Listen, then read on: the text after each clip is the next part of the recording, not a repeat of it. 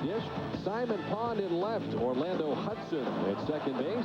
Former Oakland A Frank Menachino is at shortstop batting ninth as the Blue Jays face Pedro Martinez. Pedro making start number 10 on the season. He is 4-3, and that third loss came in his last outing against Toronto. He's already making his fourth start this year against the Blue Jays. 7 innings last time out, the 6 hits allowed, 3 earned runs. He did have 6 strikeouts. It was a 2-run home run by Delgado, and of course he was hooked up again with Roy Halladay. So for the first time this year, Pedro not matched up against Halladay in a game against Toronto.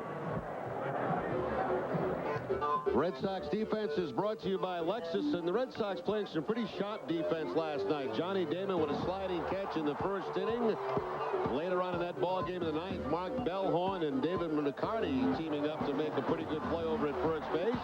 And then later than that, Cokie Reese and David McCarty in the ninth inning. Euclid, Reese, Bellhorn, Millar, Ramirez, Damon, and Kapler in the outfield. Jason Varitek behind the plate. And the umpires, Phil Cuzzi has at plate, Jack Samuels at first base, Jerry Davis at second, and Darren Spagnardi is the umpire at third. Where available, this telecast can be heard in Spanish by selecting the SAP button on your television remote. Enjoy the game. Buenas noches, amigos. Well, Red Sox tradition meets high definition. Tonight's game is brought to you by the HD experts at Tweeter. Tweeter, just sit back and enjoy. Pedro Martinez about to make his 10th start of the season. And ready to work against Reed Johnson, the Toronto right fielder, on a very chilly night. And it seems that Pedro has gotten a lot of starts on some rather cold evenings. But who would expect a cold evening in late May? I do. I expect him in late June. Johnson's in. Pedro's ready, and the first pitch of this one is in there for strike one. Johnson at 293, 4 homers, and 22 runs batted in.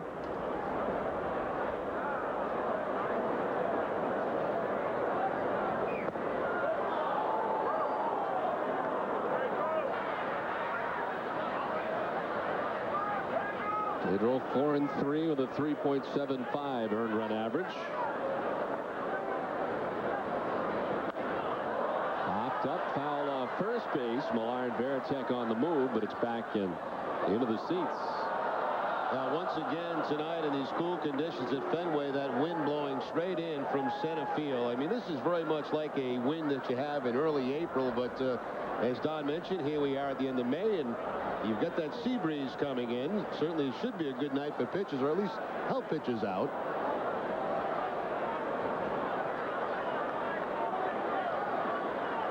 Reed Johnson with a 13-game hitting streak, and he'll strike out his first at bat tonight.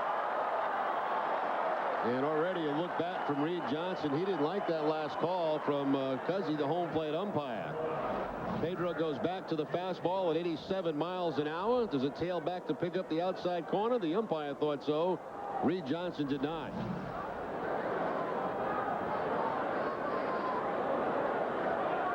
So Johnson's gone, and here's Eric Hinske. Hinske at 213, 4 homers, and 17 runs batted in.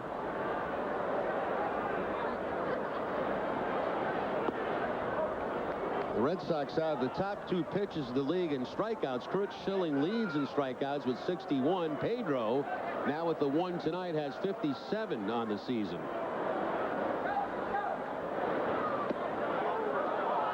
Too far inside, and Pedro behind 3-0. You look at the strikeouts, only behind Schilling. Victor Zimbrano, 52. Of course, we saw that the other night. Along with a lot of walks. I still have not shaken off that game yet, Don. That was unbelievable.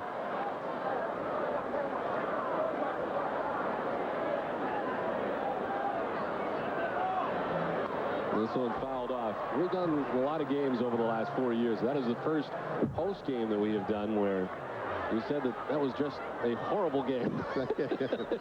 You've come up with other adjectives besides horrible before. For me, there was no other way to describe that. I tried to, come up with something smarter than that, but that's all I got. You captured the moment, I think.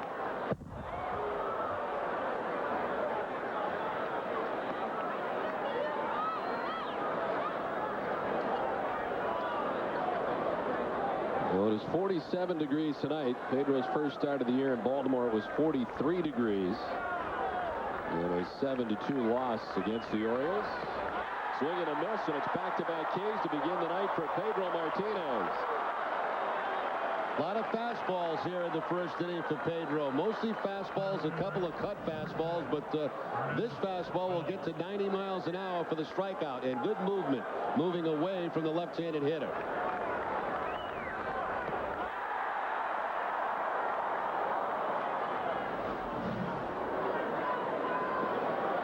So 2 down, and here's Vernon Wells. Wells with a monster home run here last night, now has 4 on the year.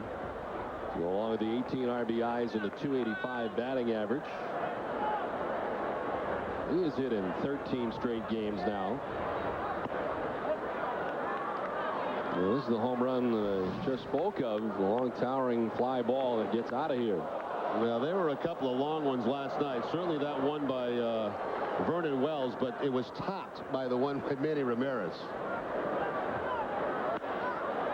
Pops up, foul ground, first baseway. Millar with a long run by the tarp, but he runs out of room. Again, a good example there. When that ball got high and above the stands here at Fenway Park, that wind really took over and pushed that thing into foul territory.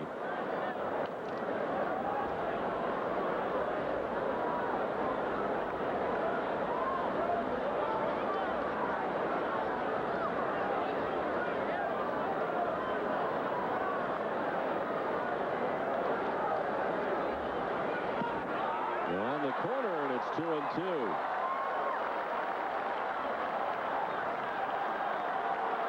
Pedro Martinez has only struck out the side 1 time this season. In the left center field, David on the run, gets there. Plenty of time shy of the track for out number 3. In order go the Jays. Red Sox coming up from a frigid Fenway.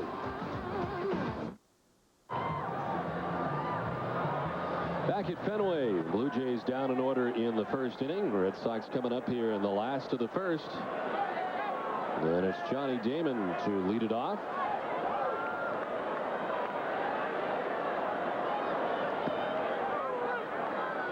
Ted Lilly making his 9th start, 2-2 on the season. He's working on 3 straight no decisions.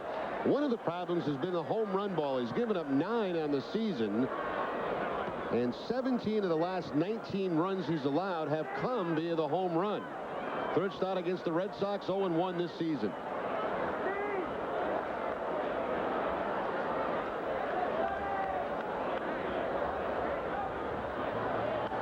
Damon slaps it foul off the left side, and it's 1-2. Damon's been walking a lot lately. He has 5 walks in his last 3 games.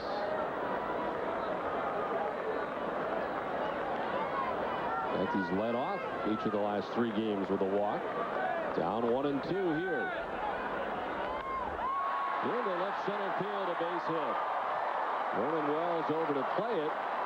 And the Red Sox have the lead man on, Johnny Damon at first base. Let's take a look at the rest of the Red Sox starting lineup, brought to you by Dodge.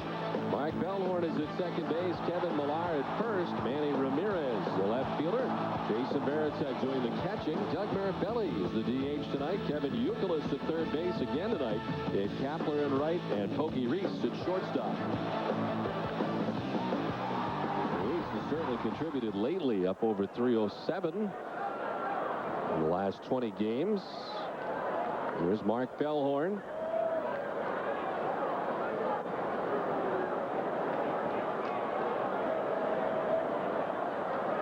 Mark at 225, 5 homers, and 24 runs batted in.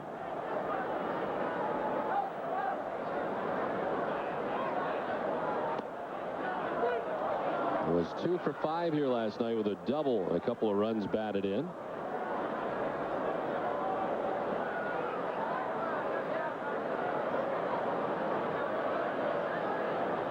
So far against left-handed pitching, Bellhorn's only hit at 163 this season.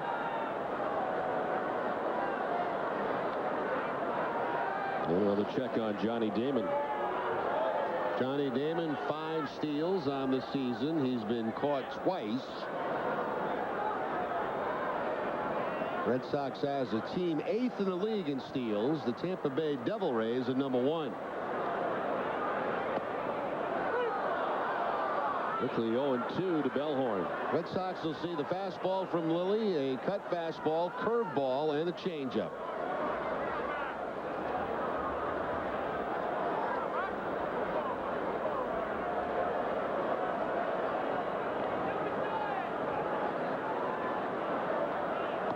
Strike 3 call. Bellhorn down quickly on strikes.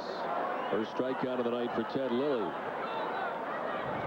Toronto defense is brought to you by New England Toyota dealers, and tonight will be Eric Hinsky at third base, Frank Menachino at shortstop, Orlando Hudson at second, and Carlos Delgado at first. Left to right, Simon Pond, Vernon Wells, and Reed Johnson. Greg Zahn doing the catching for Lilly. So 1 out, 1 on, and here's Kevin Millar.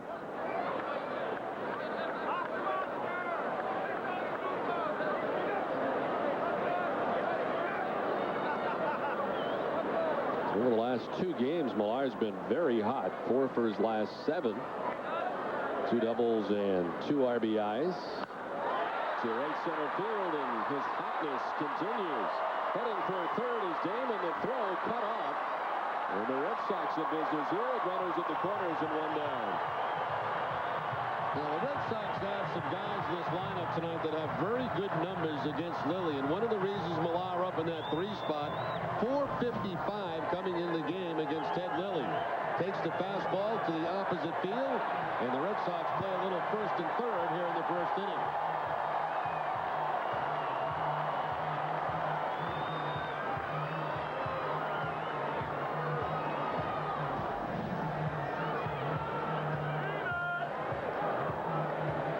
So Millar with great numbers against Lilly. And it continues here, and runners at the corners, 1 down, Manny Ramirez.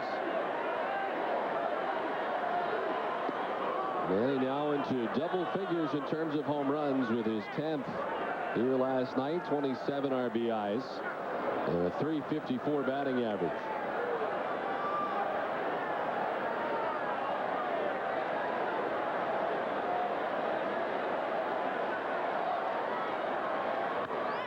Shot towards second. Hudson to second for 1 on to first. A double play, and Lilly gets out of the jam to end the first.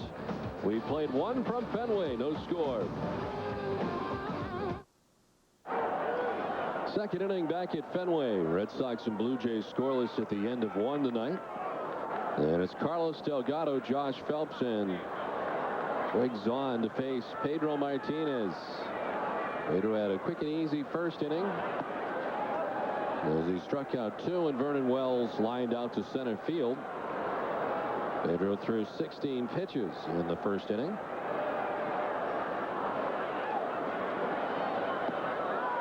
Nasty breaking pitch, and it's 1-1. That'll be interesting to watch tonight, too. See what kind of control Pedro does have with the curveball. At times, he's had a problem in the cooler weather controlling the curveball. On the ground to first with the shift on. Millar boots it, stays with it, and they still get Delgado. Oh, wasn't that a pretty play? The result is what counts. In figure skating, if they were scoring that, that'd be somewhere about a 2-5. First the bobble, then the slip, then he picks it up and gets it to Pedro in time to get the out. Gets the results, but it was not pretty getting there. 3-1 in the scorebook. No matter how ugly. The scoring is the same, and Pedro Martinez has retired the first 4 tonight. And here's Josh Phelps, the designated hitter. Only hitting at .245, 4 homers, 19 runs batted in.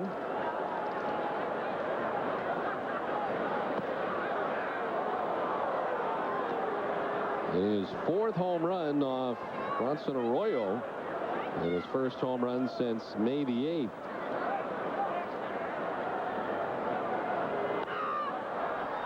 Fouled off the right side. Nesson is pleased to announce that tonight's game is available in high definition on Charter Communications digital cable channel 774 in Massachusetts and in Connecticut.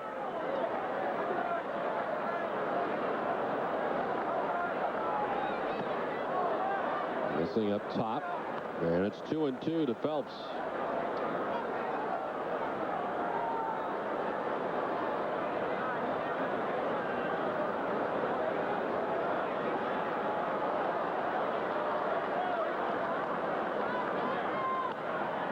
On the ground to Pokey Reese. 2 down. Still, we believe the Boston Red Sox movie is now open all across the rest of New England. The film recounts the ecstasy and agony of the Red Sox' unforgettable 2003 season through the eyes of 8 devoted fans and includes never-before-seen behind-the-scenes footage. Still, we believe, now in a theater near you. Here's Greg Zahn, the Toronto catcher. He's at .483 so far in the season, 14 for 29. With a home run and 4 runs batted in.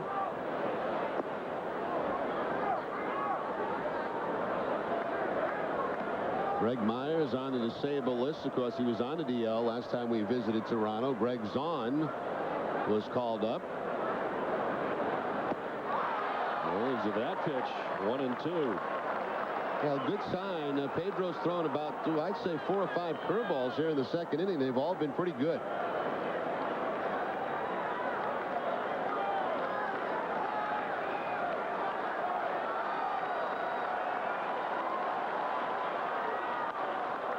Into left field, a base hit. A 2-out single for Greg Zahn, and the Blue Jays have their first base runner of the night.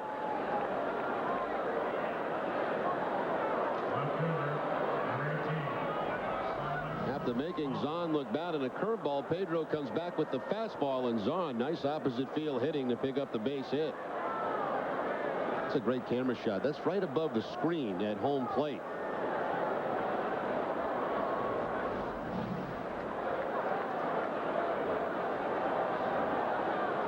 That's the Fletcher cam, I think, to try to be television savvy and pretend they know what that means. There it is. It's amazing something that small can do as much as it does.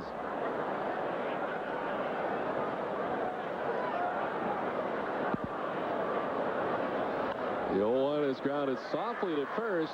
Allard flips to a running Pedro Martinez, recovers. Gone are the Blue Jays in the second. We played an inning and a half. No score from Fenway. Don Orsillo and Jerry Remy, along with Eric Freed, back at Fenway Park as we head to the last half of the second inning. Veritek, Mirabelli, and Youkilis expected to face Ted Lilly in the inning. Veritek reaching base 4 times yesterday. 1 for 2 with a double, 2 walks. He was hit by a pitch.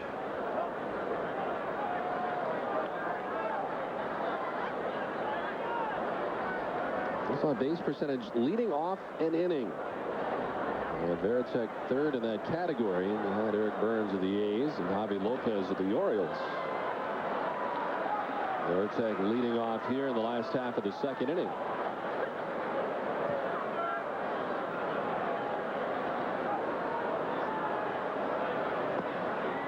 And the strike to Jason to make it 3-1.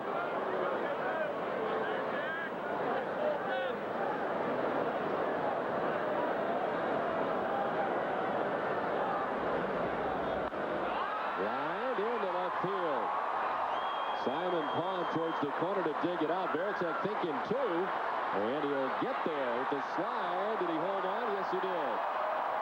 Almost slid past the bag, but able to hold on to it for the leadoff double. Now, Veritek's getting that slide down to where he does it almost every time he goes to second base, where he'll slide toward the outfield side and try to grab the bag with his hand. Going hard right out of the box, thinking about a double. It's down that left field corner. Does a good job cutting first base. Now watch this. Slides away and grabs the hand. The only problem there is that hand coming off the bag. If you're a second baseman or shortstop, you just keep that tag on until the umpire calls timeout. Both catchers in the starting lineup tonight for the Red Sox, and here's Doug Mirabelli, being used as the DH. Off to a fine start this season in limited time. .313, 3 homers, and 7 runs batted in. 2 of the 3 home runs that Doug has this season are off tonight's starting pitcher for Toronto.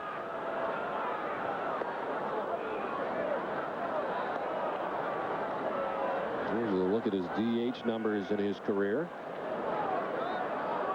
And 3 of the 5 hits that he has are 4 home runs.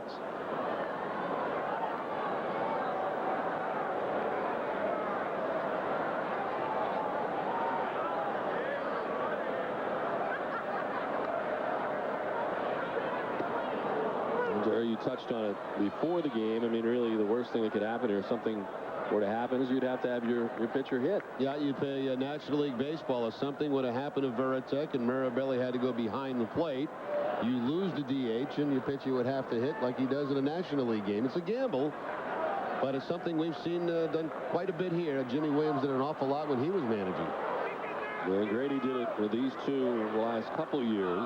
Mirabelli strikes out this time. Second strikeout tonight for Ted Lilly. Let's find Eric Free. Eric? Don, Kevin Youkilis coming to the plate. 1 week ago, he made his major league debut, homered in his first major league hit. Another part of his dream week came here last night when he made his first appearance here at Fenway Park. It was probably the best, game ever, with circumstances that happened with Manny hitting that ball about 500 feet, or I don't know how far that thing went. They might be still rolling on the highway, but it was great just coming here and had the fans, backing you up and just being so supportive. Hearing the Uke chant, that was just unbelievable and everything I've ever dreamed in my life. And it's a dream for his parents, too. They were hoping he'd still be with the team when the Sox came to Fenway this weekend. He's in the seat with the team and in the lineup, and they're here in the park tonight as well, guys. All right, Eric, thanks very much. We had a chance to meet his parents when we were in Toronto. They're nice people. His mom, as you might remember, lost her voice in the 2 days that we were up there. Well, she'll also lose her voice here in Boston if she drives around yelling at other drivers. It's all part of the, atmosphere of being in Boston.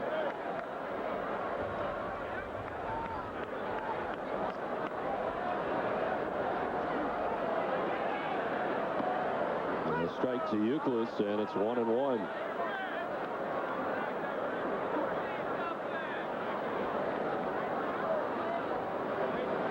Veritek doubling to begin the inning. Mirabelli striking out.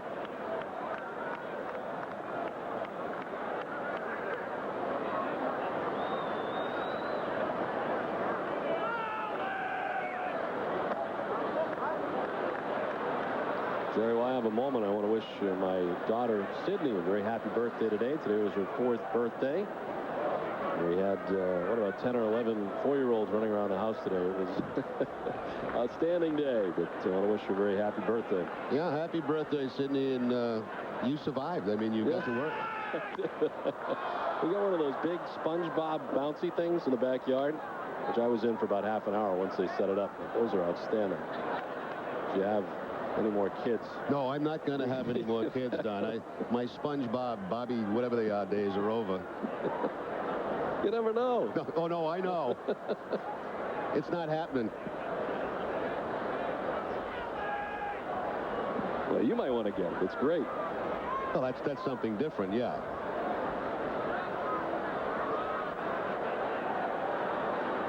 And 2-2.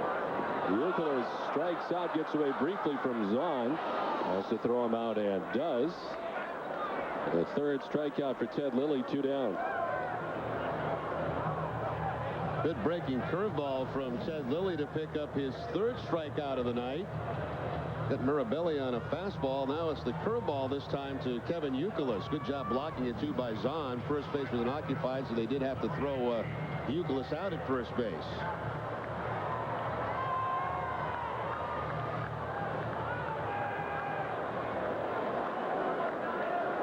So 2 down for Gabe Kapler. 236, a home run, and 6 runs batted in for Gabe.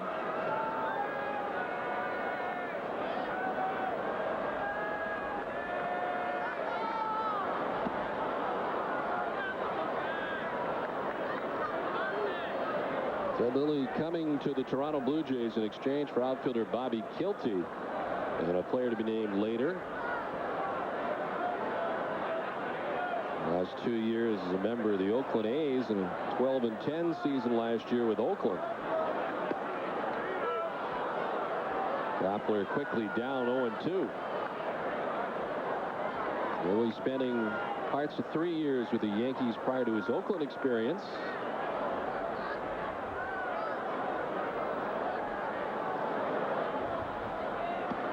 Strike 3 call. Kapler knew it, and Lilly strikes out the side. Leadoff double wasted. We played 2. No score from Fenway. Back at Fenway as we head to the top half of the 3rd inning. No score. The Red Sox and Toronto Blue Jays in Game 2 of the series. Some winter hats out there tonight. On this May the 22nd, 47 degrees to begin the ball game tonight. With a breeze blowing straight in from left center field. Here's the O-Dog, as they call him in Toronto, Orlando Hudson. And on the hands, he just fists it into right field for a base hit. Over to play it is Kapler. Hudson thinking too. Kapler's throw is not in time. A leadoff double for Orlando Hudson. Orlando Hudson was hot when the Red Sox were up in Toronto. He had since cooled off. He was 0 for his last 15, but he gets a cut fastball here from Pedro. And a nice play down there in that corner by Gabe Kapler. Makes a strong throw to second base on one hop, but Hudson with great speed will beat it with the head-first slide. Remember, Hudson had a home run here against Pedro earlier this season.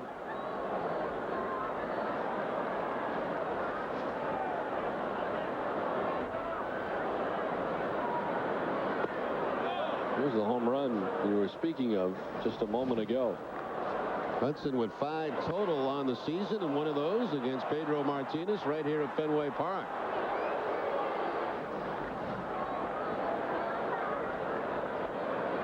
Well, a double here and the second Toronto hit tonight. First time they've had the lead runner on. Another former Oakland Athletic. And with Ted Lilly, the Toronto starter tonight, Frank Menechino.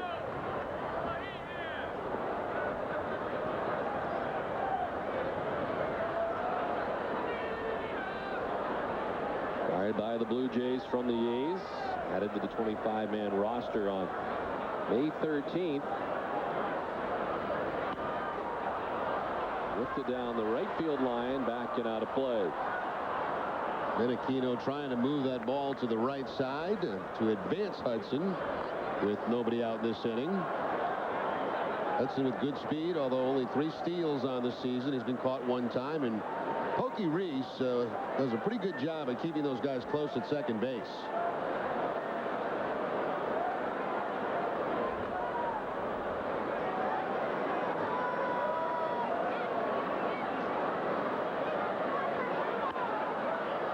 Off the right side. Well, an interesting conversation before the game today with Terry Francona about the defensive setup for the Red Sox, and he was giving kudos out to Dale Swaim, who been handling some of the defense, but really said a lot of the Red Sox players themselves pretty much know where to be, and has relied on them heavily. But that was a question I had for you, really, was how much do you rely on a coach from the dugout as to where you should be, or how much does that come from a meeting before the series? Well, you have meetings before the series, and you pretty much know the way you're going to play certain guys depending on who's pitching. And your coach is there just for a reminder. Every now and then you get trapped out of position, and that's when that bench coach will probably get on that top step and just try to move you along a little bit. But you get an idea how you want to play guys, and a lot of that changes in situations in games, and also changes you know, with who's pitching. You wouldn't play guys the same way with Wakefield pitching as you do with Schilling or Pedro.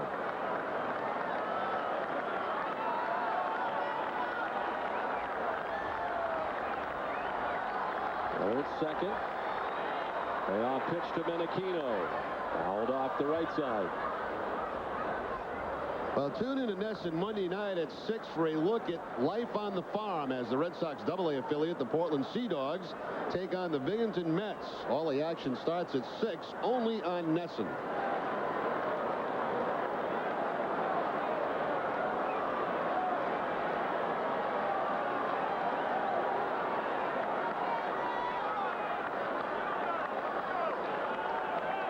Pedro Martinez has thrown 38 pitches so far as Menachino gets time from Phil Cousy, the home plate umpire. 38 pitches, 24 for strikes.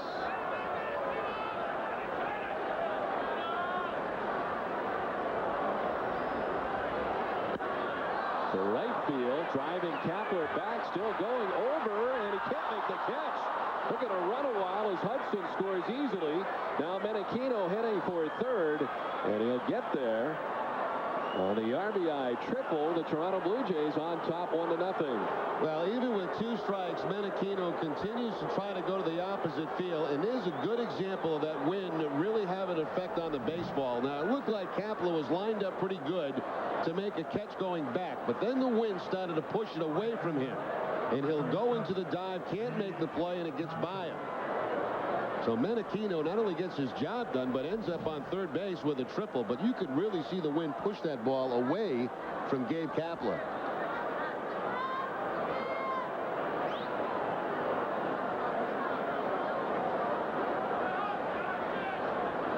So Menachino at third base and Reed Johnson standing in. Well, if you don't know about the wind, it just looks like Kapler took a bad route, but that's not the case. Yeah, exactly. I thought he took an excellent route back on it. He had a great jump on it, but then once it got high enough, that wind took over, and the next time he looked up, there's no way he could get to it.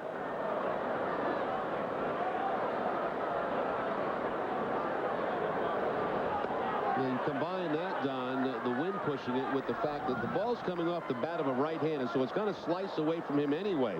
But you can see there, once he sees the wind start to push it, that's when he cuts to his left and can't quite catch up to it.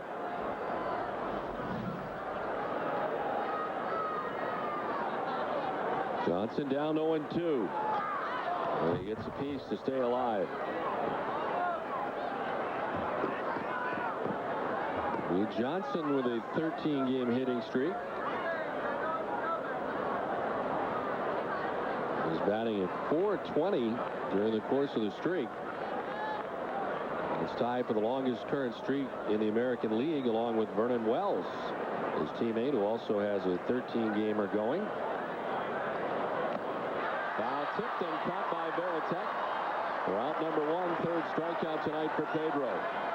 And a strikeout when he really needs it. The infield's playing back, nobody out, man on third. Pedro reaches back for a little bit extra and strikes Johnson out for the second time tonight. 92 miles an hour with that fastball.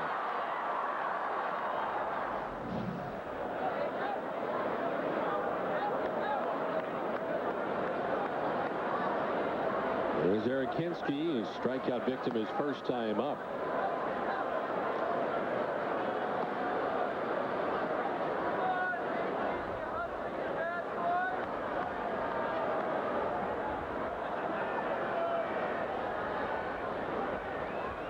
A double last night to break up an 0 for 14 skid.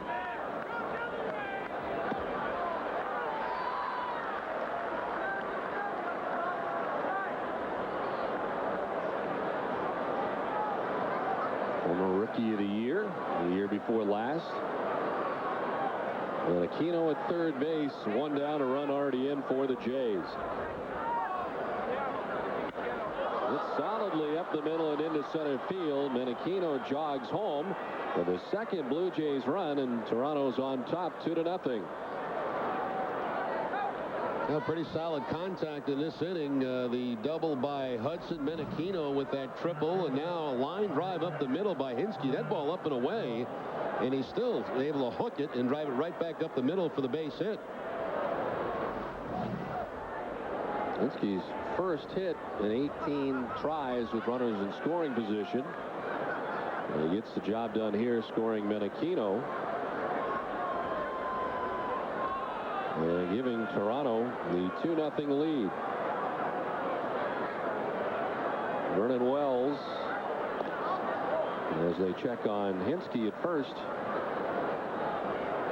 Wells 0 for 1. He lined out to center field back in the first inning.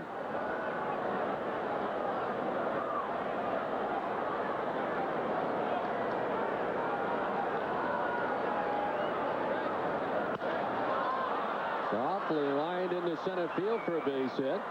Hinske up to second base, and the fourth hit of the inning for the Blue Jays. And Vernon Wells now extends his hitting streak to 14 games with that base hit. Cut fastball this time from Pedro. Vernon Wells right toward the end of the bat, but good enough for that line drive base hit to center field.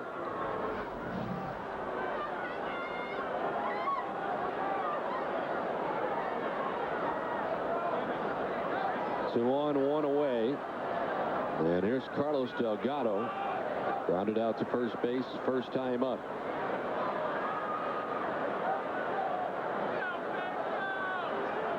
He's had 6 hits in his last 47 at bats.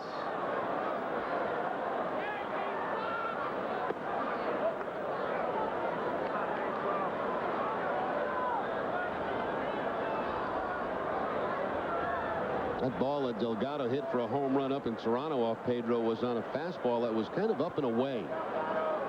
Up in the zone, outside part of the plate, and he hooked it for the home run.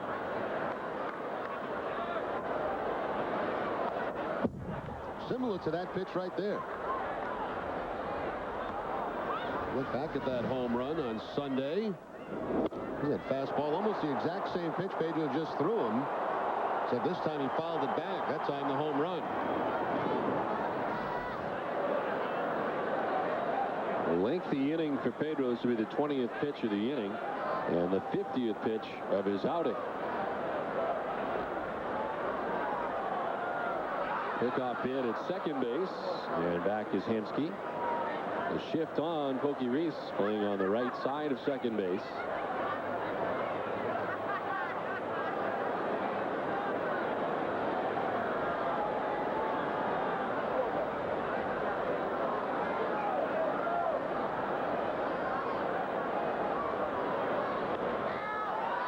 Up left side, only Euclid on the left side as he trickles into foul ground to make the catch. And there's 2 down in the inning. Don, while I get a chance, Catherine McWilliam of South Weymouth turns 100 years old today. She watches every Red Sox game, every single spring training game. She stays up to the end of all the games on the West Coast, and she scores every game. So happy 100th birthday to Catherine McWilliam. Some of those are pretty late, too, those late West Coast games. Yes, some of the East Coast games are very late. We'll be heading out to the West Coast relatively soon, as the Red Sox have not yet made a West Coast swing. No, it's not going to really be a swing, but they'll head out there to take on the Anaheim Angels. Kansas City also part of that trip for the Red Sox, but right now enjoying the beginning of a lengthy homestand, and Varitek headed out to talk to Pedro.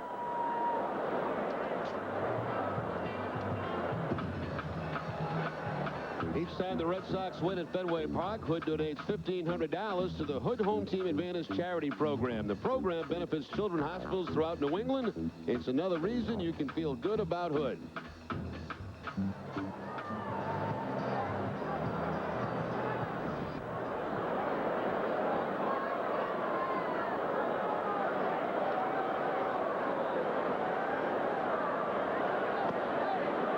Phelps takes the strike, and it's 1-1 now to Josh Phelps. The Red Sox in the midst of a 10-game homestand. Got it started off right last night with the 11-5 win over the Blue Jays.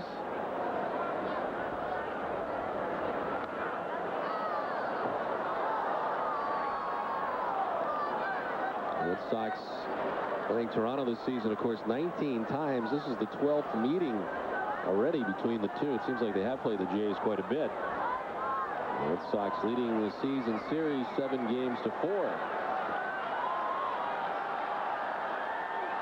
A 1-2.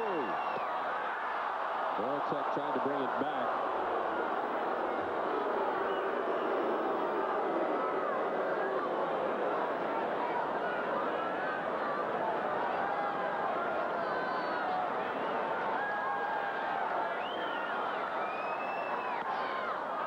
Pedro snares it in the air.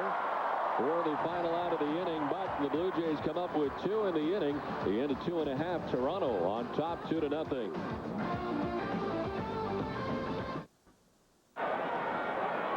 Third inning back at Fenway with the Blue Jays on top now 2-0.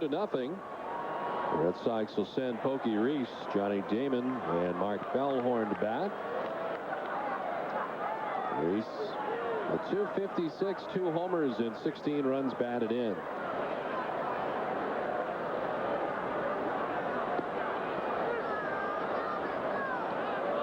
In the last 20 games, Pokey Reese 19 for 62 at .306.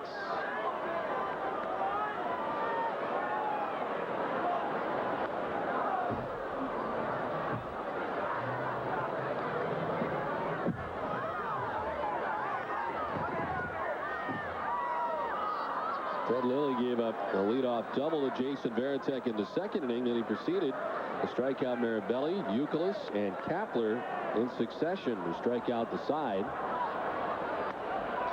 Softly grounded Domenichino for the first out of the bottom of the third inning.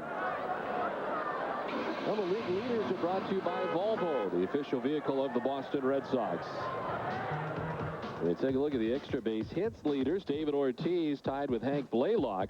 Manny Ramirez with 23. Beltran and Michael Young. Vinny Castilla leading the National League. Lyle Overbay, who's opening up some eyes in the NL with Milwaukee, is second in the league in that category.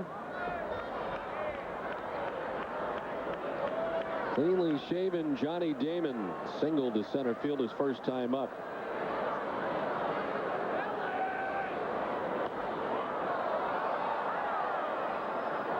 He didn't trim the hair at all, did he? No, and plus he had that shave yesterday, and he was, I guess now going to start to grow it back again, he said. Really?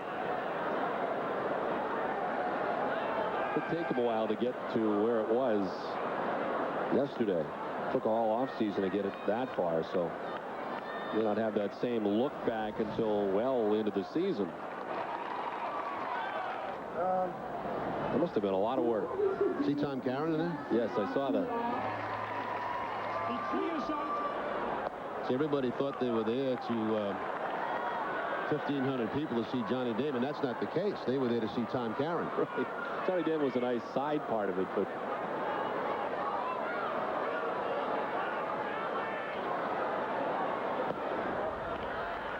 ball 4 to Damon. He's been walking more lately, and he gets the first walk of the night from Ted Lilly.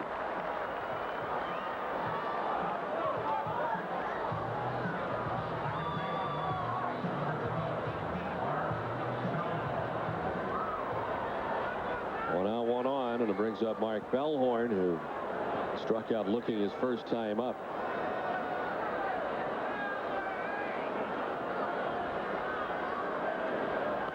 Is that a government center yesterday?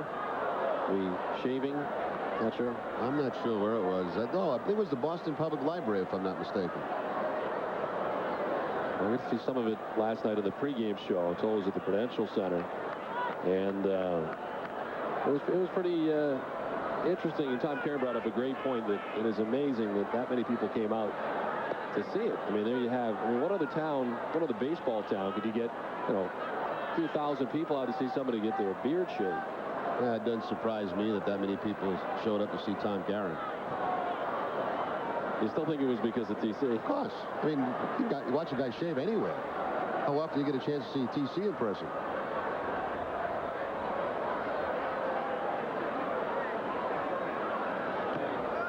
Now tipped into the catcher's mitt, and Bellhorn strikes out. 5th strikeout for Ted Lilly. And there's 2 down.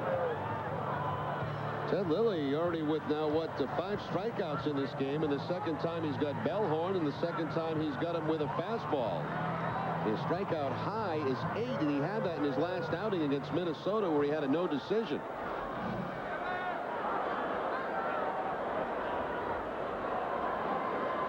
Two down for Kevin Millar.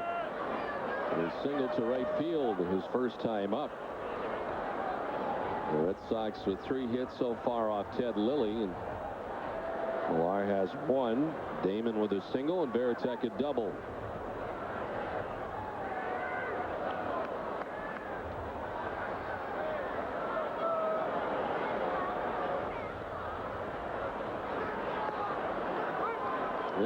charged a balk. That'll get Damon to second base. Well, it had to be for not stopping. And they're tossed out of the dugout.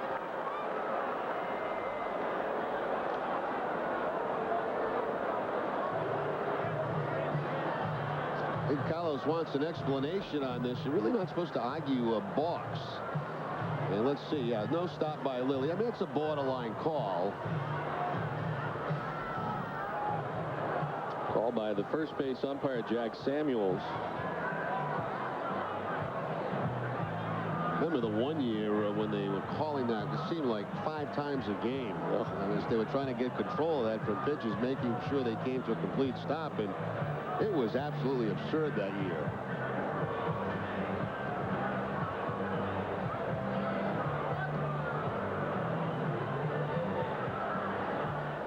Now, whatever the umpire had to say seemed to satisfy Carlos Tasker as he heads back to the dugout.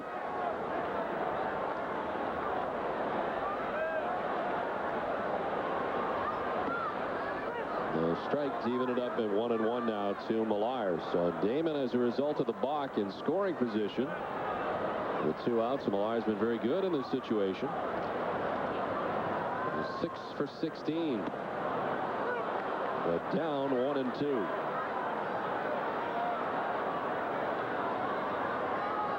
Red Sox 0 for 4 tonight with runners in scoring position.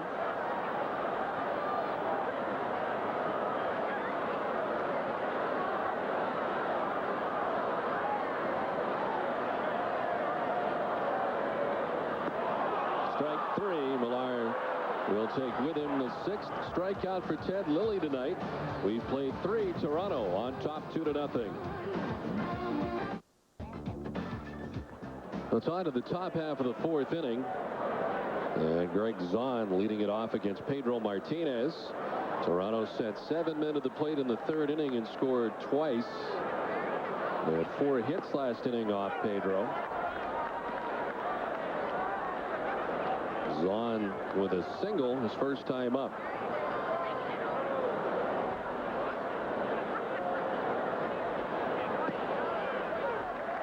Ahead 0-2, and Pedro had 55 pitches total, expending the most energy last inning, facing the 7 Toronto batters.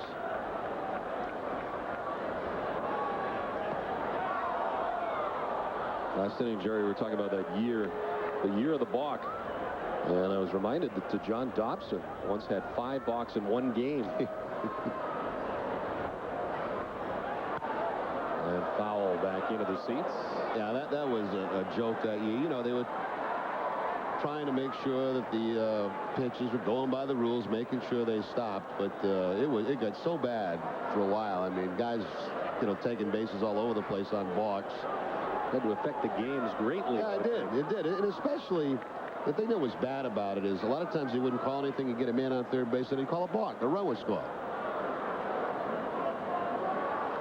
Very exciting baseball, you know. When the balk. The balk.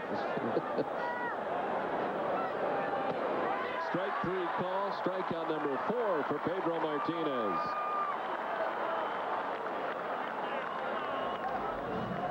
Last time when Zahn got the base hit, the ball was away from him. This time Pedro goes inside with the fastball. Zahn jumping back from the pitch, but it picks up the inside corner.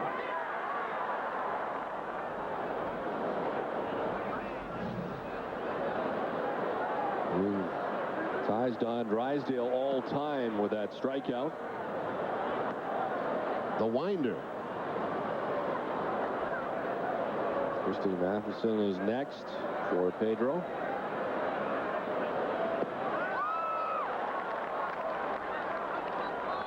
Simon Pond, who hit his first major league home run of Bronson Arroyo, part of a 2 for 4, 3 RBI night here last night.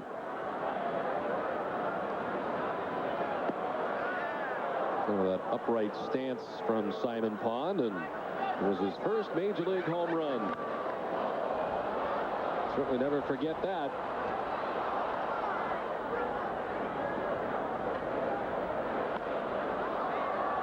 Evens account at 2-2. Well, one of the better outings we've seen from Bronson Arroyo. Tough start last night. Had a tough time with his breaking ball and was missing locations with it quite often. And, you know, sometimes you miss locations and those hitters get themselves out. But that was not the case last night.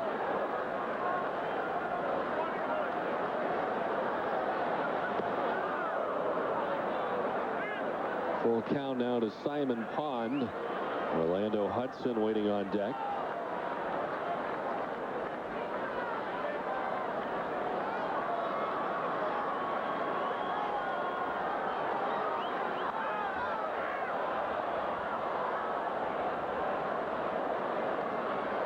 The Blue Jays have lost 2 in a row. And they come into tonight's action at 17-25. They're 8 games back of the Red Sox in the AL East.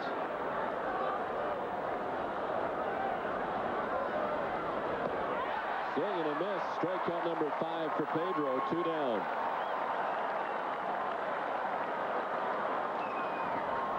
Look at the games this year against Toronto as far as strikeouts for Pedro. 7 in his first outing, 6 in his second outing, and 6 last time out. Stayed with the fastball that time to pick up the strikeout. Again, 90 plus for Pedro on that fastball. The strikeout Simon Pond.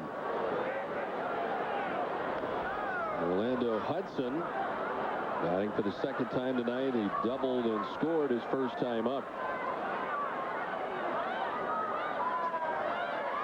Overall, Pedro 9-3 in his career against Toronto with a 2.80 earned run average.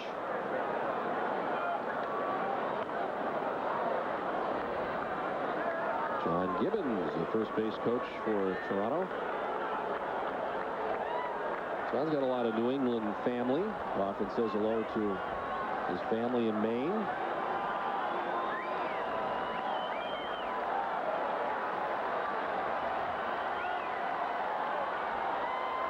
The 0-2 pitch to Hudson.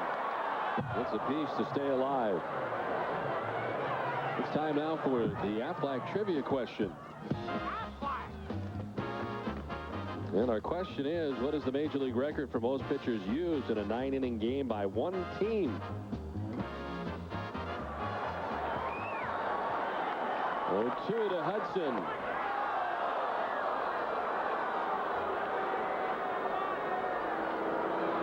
Pedro's up to 72 pitches as he works here with 2 outs in the 4th inning.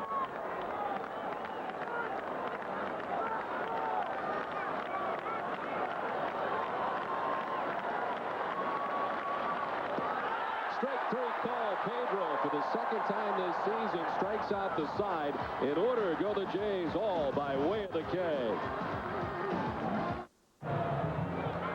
Back at Fenway, ready for the last half of the 4th inning. Red Sox down 2-0. An impressive inning for Pedro Martinez, striking out the side in order. In the top half of this inning. Manny leading it off. Grounded into a double play to conclude the 1st inning.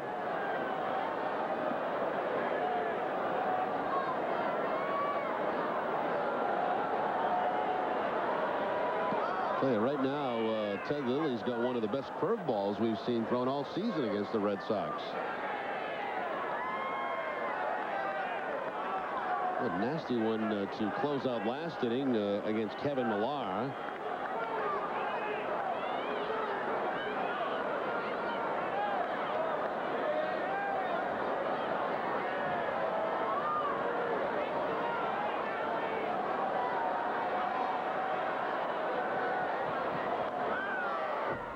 Hard stuff that time, and Manny fouls it back. 1-2. Don, I got one more birthday. May 22nd must be a popular day for birthdays, huh? Guess so. I promised Dan Roach last night. Diane Merrill of Everett celebrating a birthday on May 22nd, so happy birthday to her.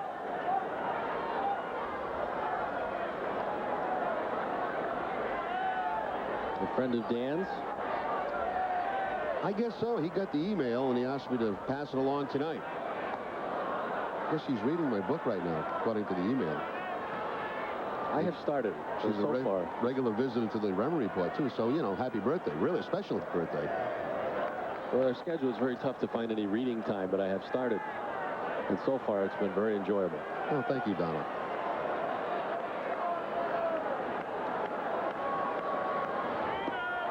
3. Manny Ramirez strikes out. That's the 7th strikeout for Ted Lilly of the night.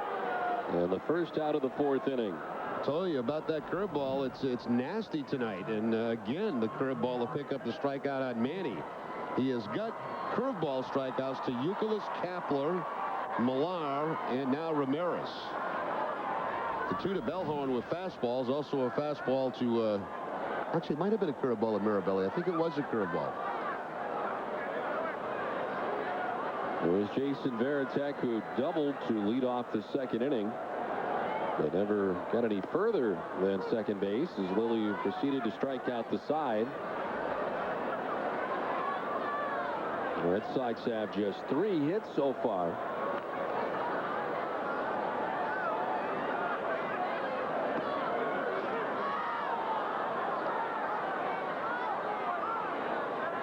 Lilly coming in with a 2-2 record, 5.24 earned run average.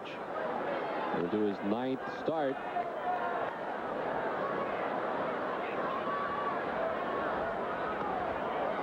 One of my ex-coaches, Eddie Yost, he used to coach third base for the Red Sox when I was playing. He used to call that kind of curveball a double breaker. It seemed like it'd break twice on you. Bert Blyleven used to throw a double breaker. Varitek strikes out. 8th strikeout for Ted Lilly. 4 in a row for the Toronto left-hander. Well, it's time now for the Aflac Trivia question answer. And our question tonight, what is the Major League record for most pitchers used by one team in a 9-inning game? 9, done 4 times. Last time St. Louis in 2001.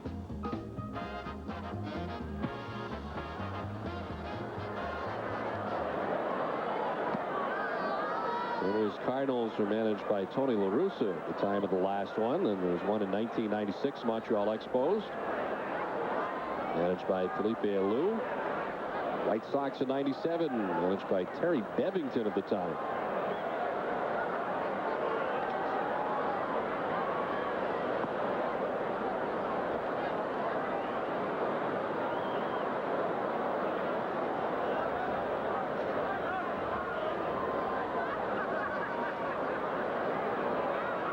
Mirabelli, who hit 2 home runs off Ted Lilly in their first meeting at Skydome.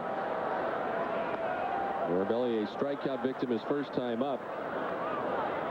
And he's in the majority in that category. A lot of strikeouts for Ted Lilly, 8 of them through 3 2/3 innings.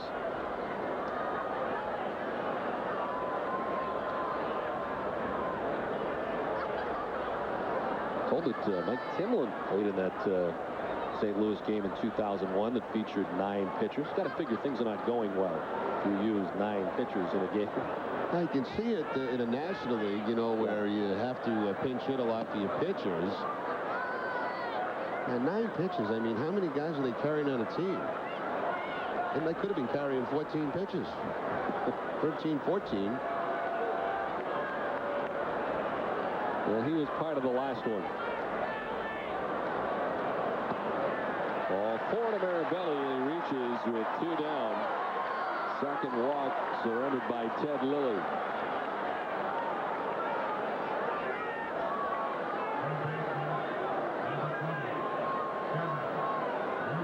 Here comes Kevin Youkilis, who struck out his first time up. You mentioned Eddie Yost. I've heard from many people that he was one of the best third base coaches the Red Sox have ever had. Yeah, he was excellent. And the other guy that I thought was in that same category was Mike Cubbage. I thought Mike Cubbage did a great job coaching third base here at Fenway Park, and Eddie Yost was very good. Eddie was great with signs. He was so easy to pick up his signs, yet not easy for the opposition. You know, he made it easy for the hitters, and he did a great job coaching in this ballpark third base, because this is about probably one of the toughest around to coach third base in.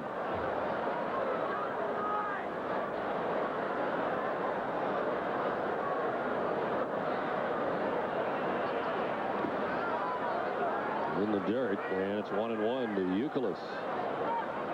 Remember Eddie saying many times about coaching third here at Fenway, it wasn't left field that was a problem for him. Any ball off the wall, he said right field gave him the most problem because it's so deep out in right field. Sometimes it was hard to judge just how deep that outfielder was. You know, it's 380 back to that bullpen, so sometimes when you're looking out in that direction, it's hard to judge just how far that outfielder is.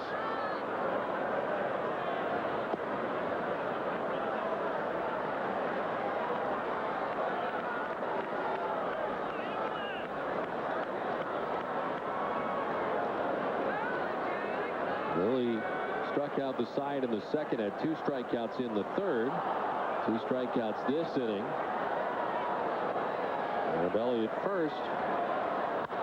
Uke swinging at the 2-1. Very defensively, Menachino comes up with that one at shortstop, and they force out Marabelli to end the inning. We played 4 from Fenway. Blue Jays on top. Back at Fenway Park as we head now to the 5th. Must be a wiffle ball league, Don. I like wiffle ball. Did you ever play wiffle ball? Oh, I love wiffle ball. Let's check in with Eric Fried. Eric? Well, usually the number 9 spot in the order is where you bury the weakest link in your lineup, but try telling that to Pedro Martinez. Batters 1 through 8 this year are batting .226 against Pedro, but the number 9 hitters combined this year batting .381 after Frank Menachino's triple his last time up. Just one of those things you just can't explain in baseball unless the Rem Dog has an answer, Jerry. No, I wish I did, Eric. You know, it's almost like we were trying to figure out why Pedro was having trouble in the first inning for a couple of his outings, and there was no rhyme or reason to that. You just say maybe he wasn't loose.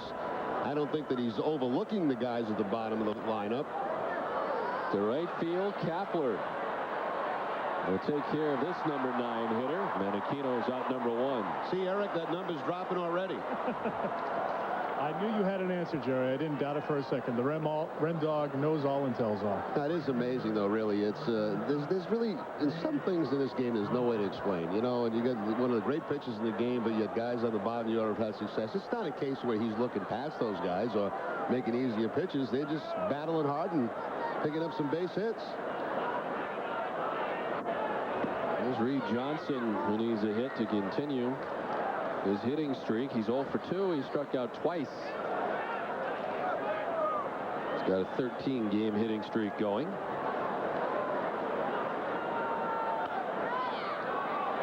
Reese ranging back a second, throwing on the run and in time.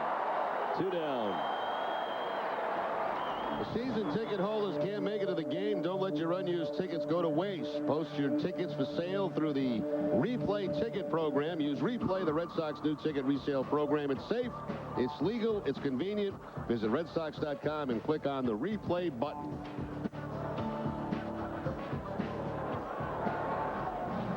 Seven in a row retired by Pedro Martinez. 2 down in the top of the 5th.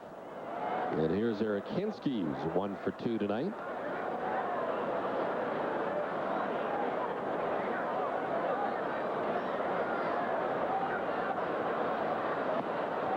Getting back to that thing with that, you know, the question Eric brought up. You know how there are certain guys that just hit certain pitches, and there's no explanation for that. You know, they just see the ball well, they feel comfortable against them, and it seems like that pitcher can never make a great pitch on him.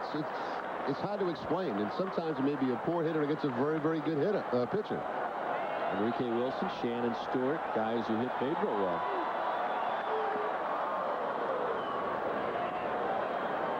Well, Enrique Wilson is not known for his hitting. He actually hit leadoff once last year against Pedro. Remember that? Got into the playoffs. Joe Torre put him in that number 1 spot.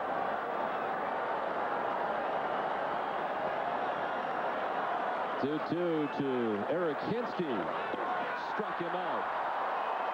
7th strikeout for Pedro Martinez in a 10-pitch top of the 5th. Halfway through this one, Toronto on top 2-0. Don Orsillo and Jerry Remy, along with Eric Fried back at Fenway. Dave Kapler leading it off. Pedro Martinez so far with 7 strikeouts tonight. The pitching line is brought to you by Nissan. 83 pitches deep and a 10-pitch top of the 5th. And the 2 runs Toronto has tonight, the only 2 runs of the game coming in the 3rd inning in which Pedro gave up 4 hits. RBIs for Hinsky and Menachino.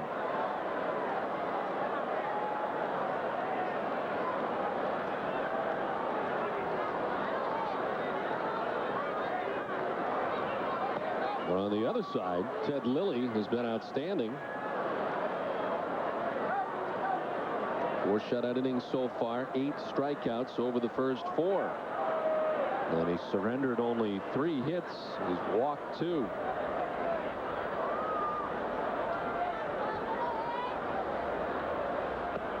Kapler may have punched at it.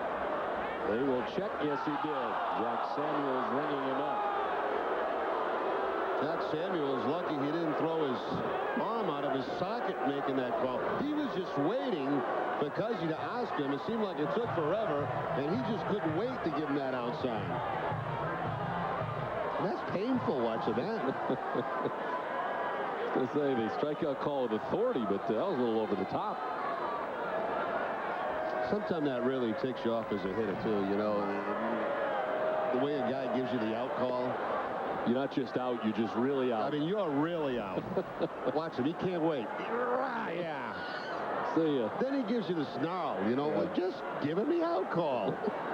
Players or umpires hate it when players show them up. Oh. Wow.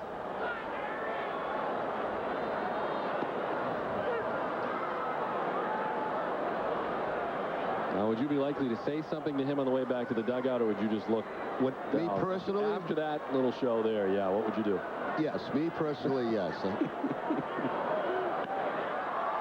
Reese lifts it to right. Johnson started in now over, and he makes the catch for out number 2. 2 down.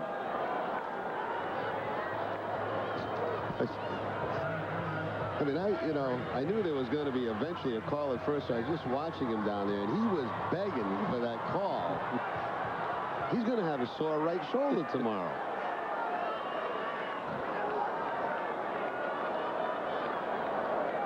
Two down for Johnny Damon. A single in the first, a walk in the third. He's been on base twice tonight.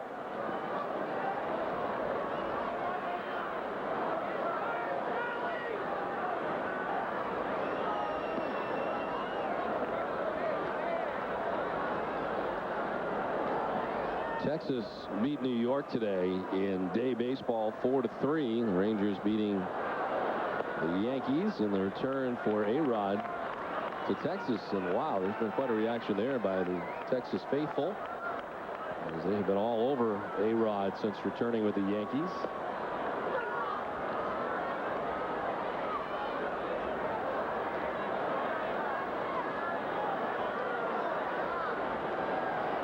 Damon with a check swing, soft grounder. Hinsky on the run and in time to get Damon. And it's a 1-2-3 fifth inning for Ted Lilly. We played 5 from the Fens. 2-0 Toronto. Top half of the 6th inning back at Fenway. Vernon Wells leading it off. 1 for 2 tonight. Wells with a single. His last time up in the 3rd inning to extend his hitting streak now to 14 games. Well, starting to get it going after a very slow start for him and Carlos Delgado. The 3-4 hitters for Toronto.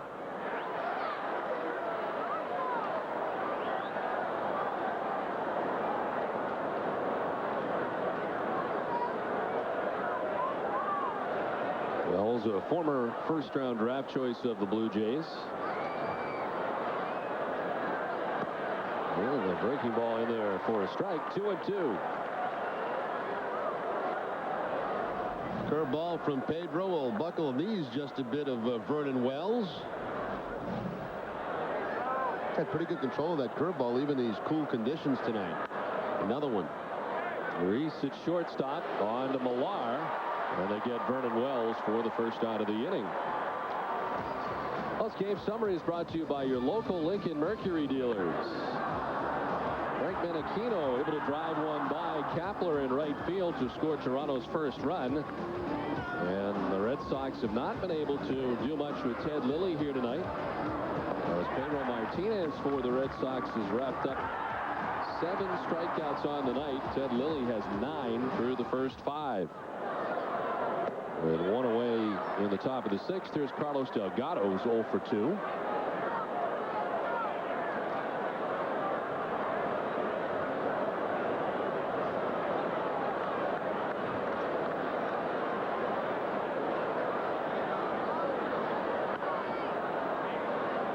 Don, between innings, the Red Sox introduced tonight Dr. Trash, who goes around, I guess, at the end of the innings and collects trash.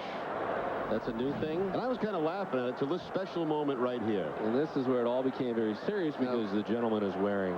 Check out the shirt. See? But wait a minute. Dumping his trash in Mr. Trash's trash bag. Dr. Trash. Oh, Dr. First Trash. of all. And the second question is, what is he a doctor of? I mean, is he a PhD? In trash. Of trash. Yes. His doctorate is in trash. I was actually laughing at it, but then when I saw the fine gentleman with the shirt put his trash in the trash bag, I think that's a great idea. It's no longer funny.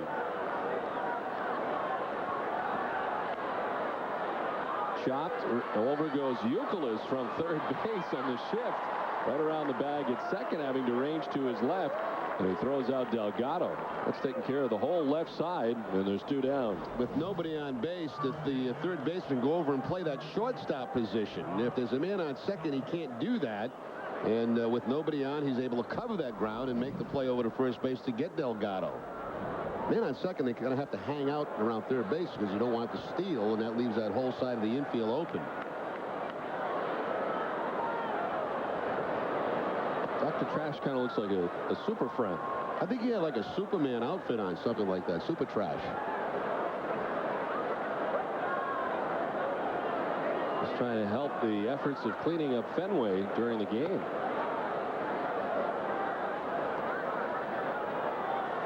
Well, Pedro has been cleaning up Toronto batters over the last few innings, the last Blue Jay to reach. Vernon Wells back in the third. And the breaking ball in there for a strike. 2-1 now to Phelps. Pedro has retired 10 batters in a row.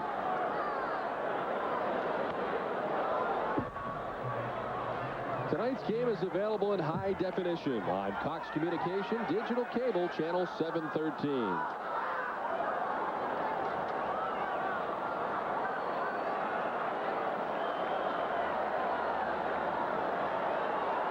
Pitch number 97. Fouled off the right side. Still 2-2.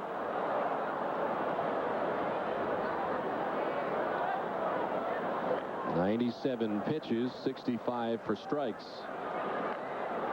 Last time out, Pedro threw 111 pitches, dueling with Roy Halladay in the 3-1 loss at Toronto. A full count now.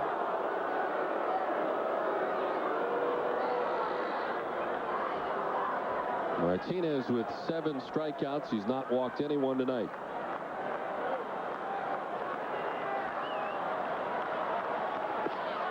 He has now the first walk of the night. Breaks up a string of 10 in a row retired by Martinez.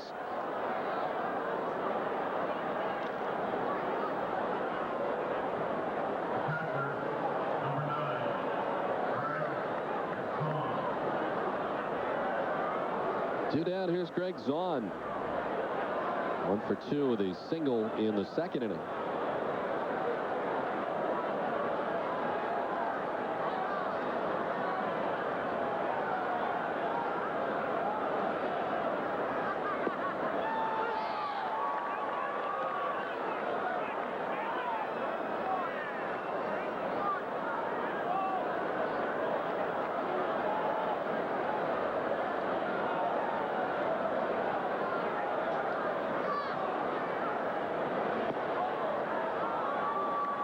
Zahn signed by the Blue Jays as a minor league free agent and started the year with the Syracuse Sky Chiefs. He's brought up here at the end of April with the Blue Jays.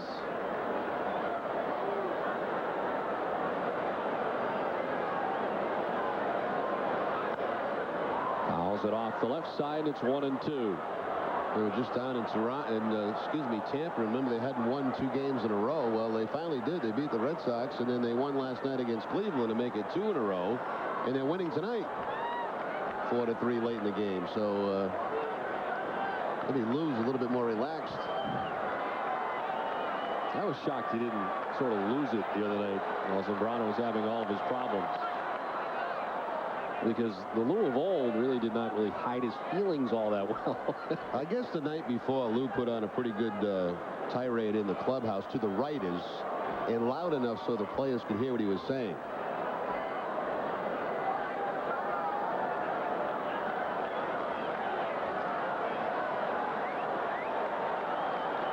Josh Phelps at first with 2 down.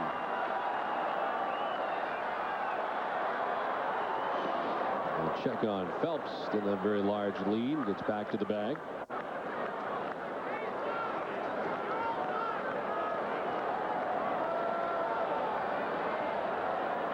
The next stolen base for Phelps will be his first of the year.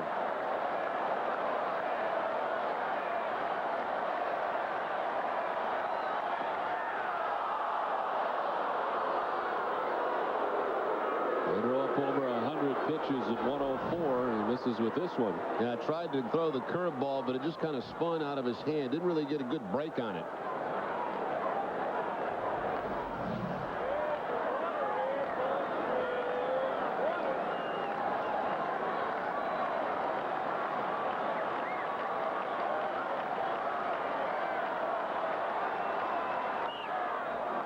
Fouled off the left side. Still 2-2 to Zahn.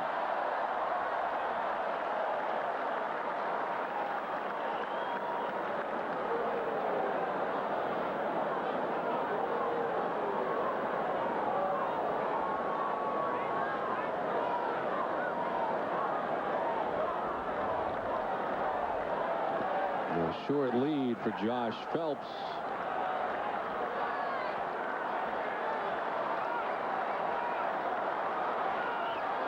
Look out.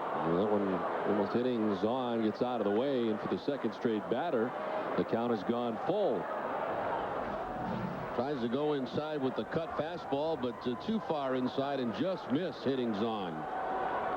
106 pitches now for Pedro.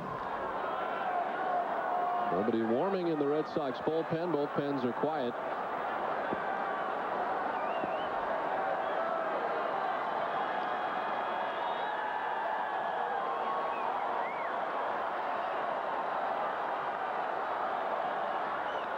On the ground right side. Bellhorn bobbles in and then fires to first in time. Here Phelps may have run a screen, but Bellhorn gets the job done in the end. 5.5 done, 2-0 Toronto. Back at Fenway, it appears Pedro Martinez is done for the night. One of his teammates coming over and chatting with him, and he is so far in the game thrown 107 pitches.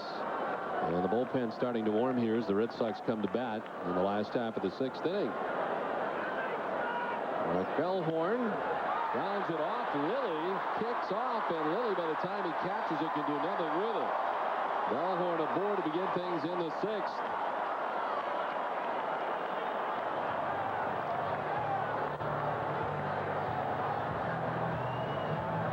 That had to hurt a little bit too, as Lilly now limping around, getting back to that mound. That ball hit very hard by Bellhorn, right back up the middle.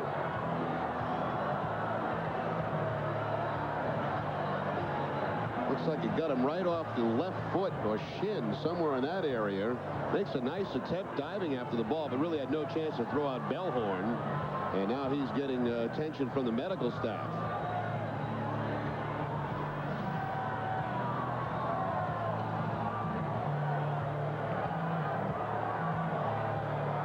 Well, he throws a few warm-up tosses, or attempts to. The Dunkin' Donuts is proud to welcome those in the Dunkin' Dugout tonight. Dunkin' Donuts is in its 5th year of hosting local youth groups and charitable organizations in the Dunkin' Dugout. Over 7,000 children have had the opportunity to catch a Red Sox home game thanks to Dunkin' Donuts. Well, the Red Sox have action. Anastasio Martinez just called up. And Williamson was placed on the DL by the Red Sox. And if he gets into the game tonight, will be the 5th time this year the Red Sox have had a major league debut. So a lot of Anastasio in spring training, and he's warming up as they continue to talk things over here with Ted Lilly, and they're going to come to some sort of decision here in the near future. hard to tell, Don. It looked like it might have got him in the shin. We'll get one more look here from the center field camera. Oh, yeah. Yeah, square. Yep. He'll have a nice knot on that thing if he doesn't already.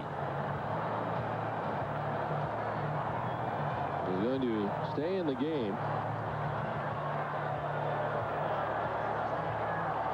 There's the first hit for the Red Sox since back in the second inning off Lilly.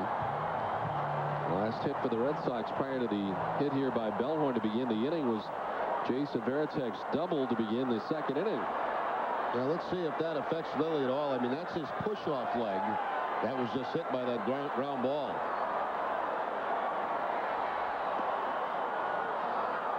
Strike one to Millar. A single back in the first, a strikeout in the third.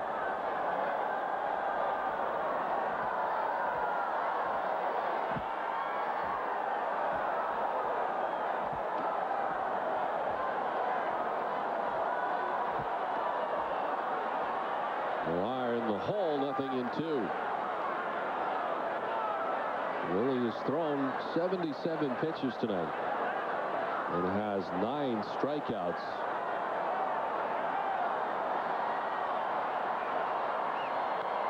To left field, hit high in the air to left off the bat of Millar. Back there in left to make the catch up against the wall is Simon Pond. And back to the bag at first goes Bellhorn.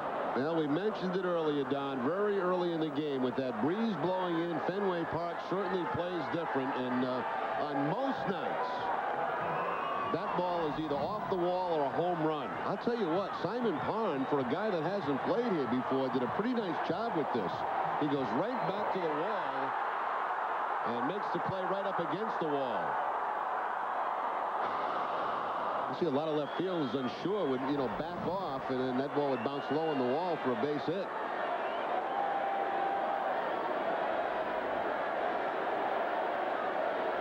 So a loud out for Kevin Millar, the first here in the 6th. And here's Manny Ramirez, 0 for 2 tonight. It's been a frustrating night for Manny. Grounded into a double play in the first, and then struck out looking in the 4th.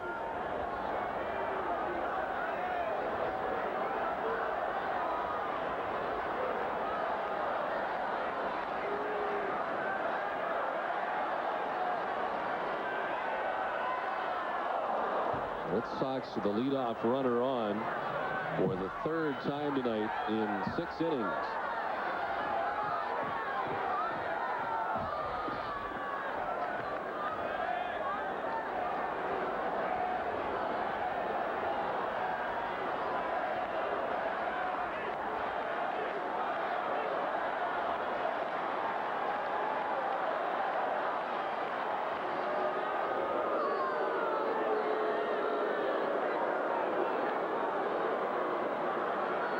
Action now starting in the bullpen, too, just in case if that leg continues to bother Lilly.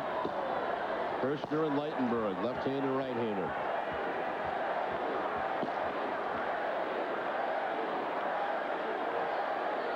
Ramirez hits one to deep left field up by the light towers, and the Red Sox with one swing of the bat have tied the game at 2.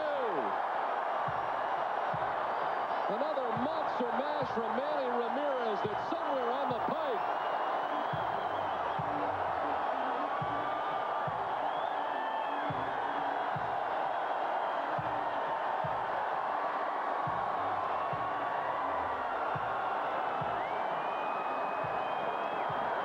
Now, Don, I don't know if it has anything to do with him getting hit, but his curveball had not been shot since that time. And then Manny Ramirez breaking ball down and in.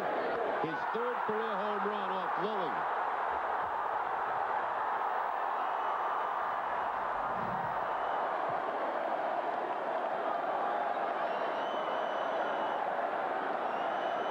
$19 of the last 21 runs allowed have come by the home run against Lilly.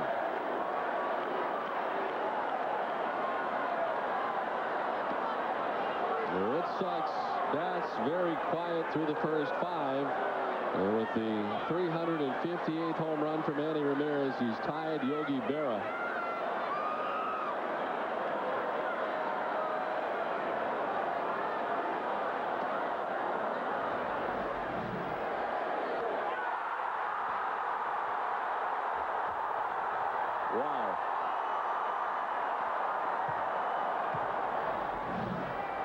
When it was up by the light towers, it gave you the illusion that it was still headed up.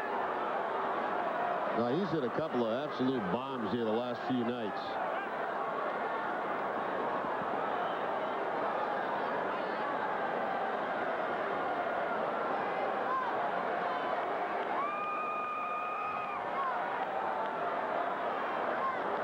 Marietta gets a piece.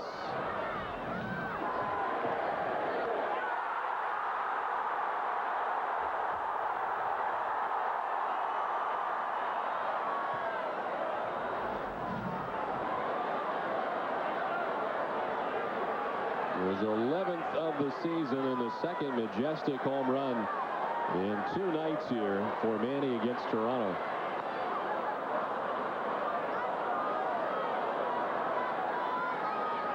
Varitek doubled in the second. He struck out in the fourth.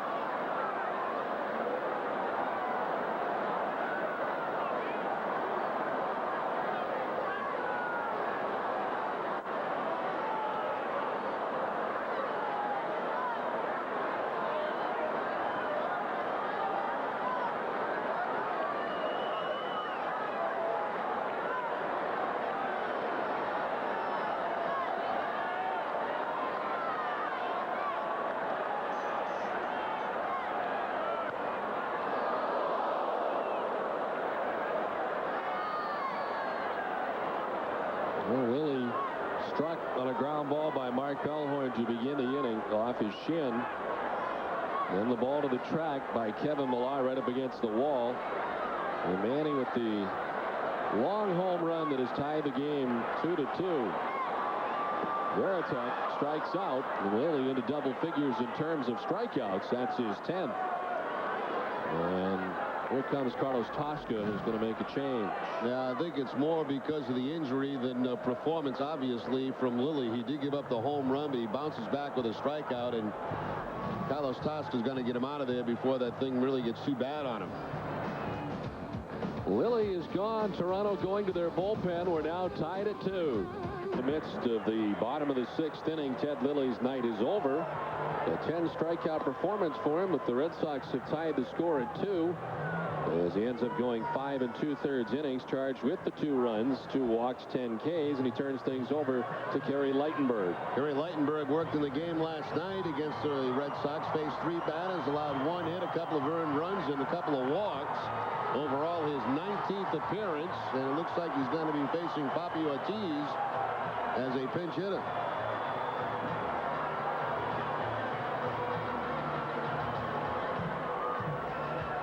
Now, this is really kind of risky, isn't it? Because you had Mirabelli in there as your DH. So he's now removed from the game. So if something would have happened to Varitek, you'd have to catch Crespo now. Crespo, yeah.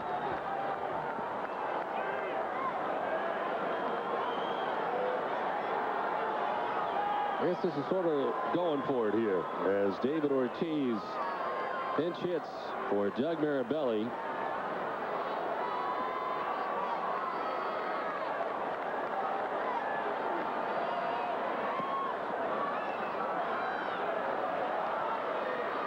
Ortiz 2 for 5 in short time against Lightenberg, but the 2 home runs.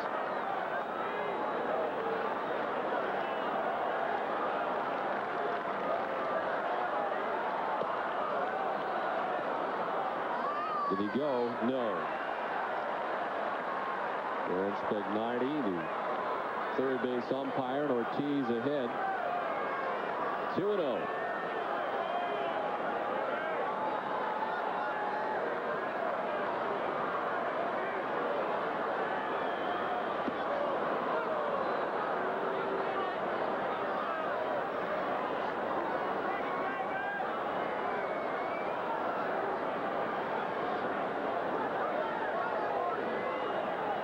Ortiz just signing the new contract agreement with the Red Sox.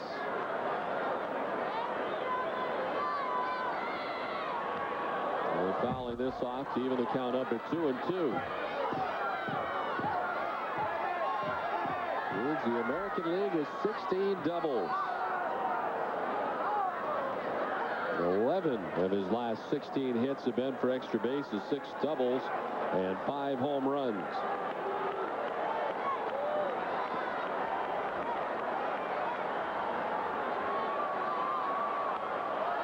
Popped up foul, backhand above us.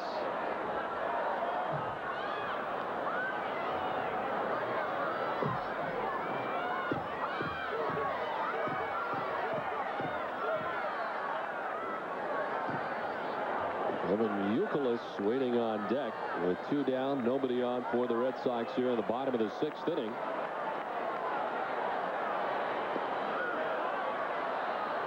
A full count now to Ortiz.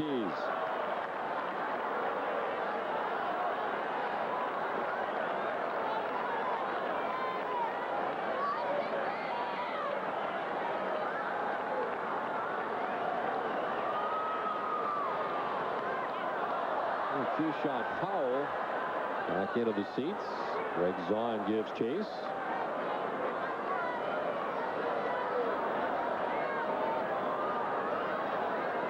Ortiz here last night, 1 for 4 with a run batted in the first game of the series.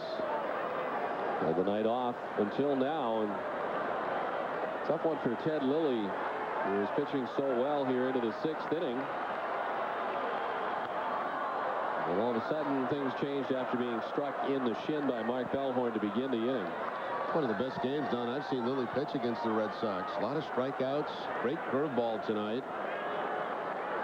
And that ball off the shin really kind of changed the momentum. 10 strikeouts for Ted Lilly tonight. This is the 10th pitch of this at bat.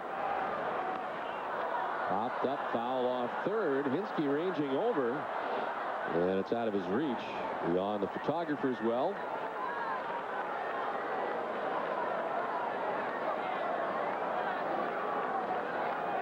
And the battle continues.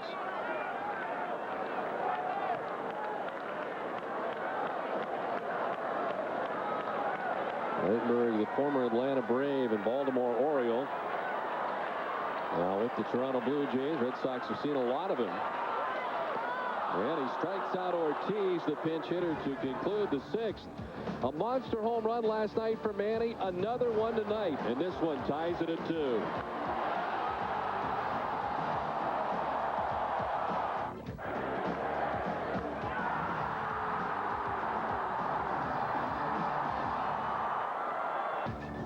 Pedro Martinez done after 6 innings tonight. 5 hits, 2 runs, walked 1, struck out 7, and ended up throwing 107 pitches in a no decision tonight, with the Red Sox coming up with 2 runs in the last of the 6th. And a major league debut for Anastasio Martinez. Called up from Pawtucket a couple of days ago in 15 relief appearances for the Paw Sox, 1 and 2 with a 2.55 ERA. He really exclusively became a relief pitcher last year. It was his first year that he really exclusively worked out of the bullpen. This is the 5th major league debut for the Red Sox this season, and the 3rd of the week. With Youkilis joining the Red Sox, Jamie Brown pitching in Tampa Bay. And here tonight, Anastasio Martinez making his debut. That's funny, Don. You know, every spring training, when we get to the last week, the big story is, what's the 25-man roster going to be? Well, here we are in May, and how many players have already run through this team? Amazing. A number of injuries this year for the Red Sox. Certainly something that was not part of last year. Not many injuries. Only one position player on the DL last year was Jeremy Giambi. And in 2004, the Red Sox have sent 3 position players to the DL. Of course, Nomar Trott and Ellis Burks. And the pitching staff has been affected as well. Williamson yesterday becoming the 10th Red Sox player to go on the DL. Was it Anastasio Martinez one of those guys that was in that Brandon Lyon mess last year, going back and forth to Pittsburgh? Yes. Acquired by Pittsburgh with Brandon Lyon for Scott Sauerbeck and Mike Gonzalez July 22nd, and then that was reversed. So he gets away briefly from Veritek, fires down to first. And there's one down here in the 7th. First major league game, first major league strikeout, and it's on a curveball. Nice job, too, by Veritek to get over it and block that ball and then throw Simon Pond out at first base. So it's Pedro Martinez, now Anastasio Martinez. No relation. They are both from the Dominican. One down, and here's Orlando Hudson, 1 for 2 with a double. He chops one Millar's way. He's going to need some help. Martinez is there, and there's 2 down. Let's check in with Eric Freed. Eric? Don, when you walk around Fenway Park, you never know who you bump into. I found a Brewer, a Patriot, a Red Sox fan. It's Sam Adams here on the Monster Landing at Fenway Park with his friends here. How are the Knickers here in the cold breeze tonight? Yeah, it's a little chilly up here, but hey, no. You know what? These guys are his best friends. Manny's home run went flying over the Monster when we were standing here, so they won't let him leave now. They think he's the good luck charm. The least you can do for us, Sam, is give a toast to Red Sox Nation. Would you please? Bet. To the Sox, this is the year. There you go, fellas. Sam Adams, the star here at Fenway Park tonight. Back to you. All right, Eric, thank you very much. We had the chance to meet Sam here in the booth last year. Jerry and I got our pictures with Sam. Sam was very concerned about his hair that day, getting it just right. I'm going to go out on a limb and say it's not his real hair, Jerry. What do you think? I don't know. You know, It's kind of puffy, and it looked like there was tape on the sides. That's Yeah. why I say. yeah, that's always an indication it might be a rug.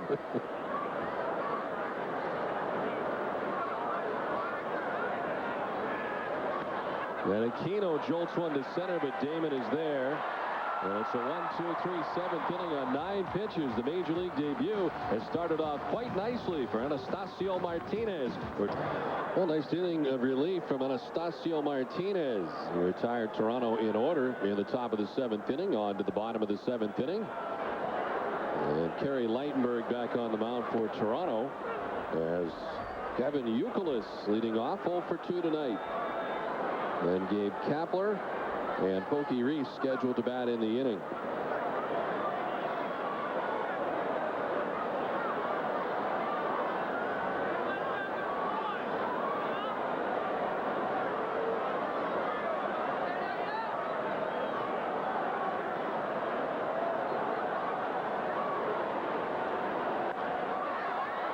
Diving at third is Hinsky, picks himself up. The throw not in time. Youkilis beats it out. The Red Sox have the lead man on. Good hustle down that line by Youkilis. It took Hinsky a while to get back to his feet and get that throw off. And Youkilis running hard all the way down that first base line gets that all-important leadoff base hit. Nice play by Hinsky, but by the time he gets to first base, it's just got to be a little late. Well, it looks like the Red Sox are not going to be sacrificing, as Brian Daubach is going to come up to hit for Kapler.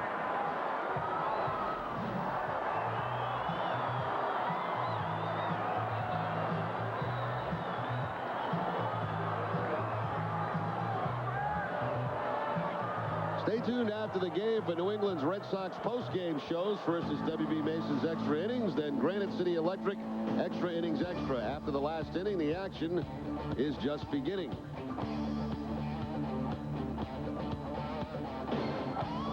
And Brian Daubach scheduled to join the boys after the game in the post game, and will be along, but being called back here. It looks like Toronto's going to make a pitching change with the announcement of Daubach into the game. So new pitcher coming on for the Jays. We're in the midst of the 7th, tied at 2. Pitchers, Kerry Lightenberg still responsible for Youkilis, who's on at first base with the infield hit. Toronto used their 3rd pitcher of the night. Turn things over to left-hander Jason Kirshner. 16th appearance and 2nd of this series. He worked an inning in the ball game last night and did have a strikeout against the Red Sox. So with the move to the left-hander, Daubach will not break a sweat in this game, and David McCarty will come up to pinch hit.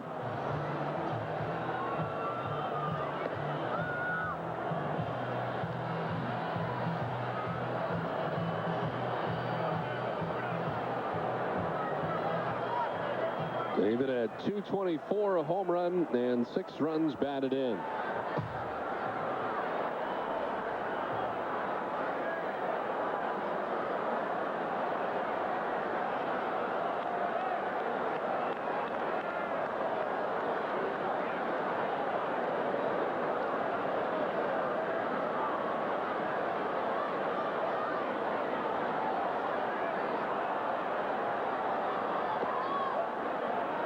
Kapler in the number 8 spot tonight had been 0 for 2.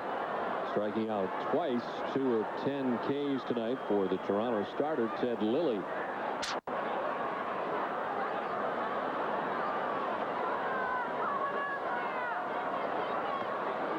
Looking away, and it's 2-0 now to McCarty. And with McCarty in the game now, basically one man left on the bench, Crespo, because Bill Miller, I doubt very much they'd be able to use him. Terry Francona was asked before the game if he could use him as a pinch hitter, and he really wanted to stay away from it at all costs.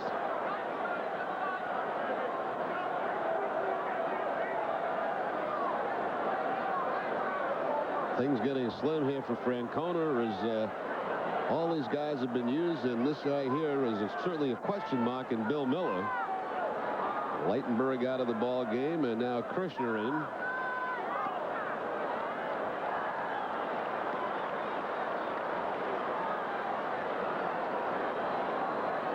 You're under the gun there a little bit. The pitch was about to come in, and then you had to finish up. Finish that up and quickly get to erase that to the lines.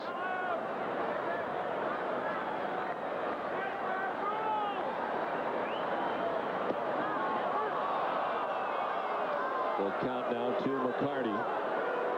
Kirshner had been behind, and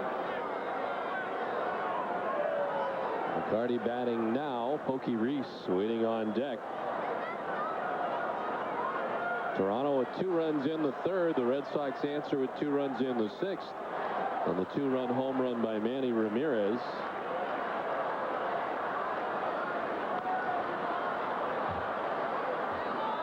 Red Sox getting the leadoff man on here to begin the bottom of the 7th inning. Kevin Youkilis on an infield hit. The Red Sox 6th hit of the night, out hitting Toronto 6-5.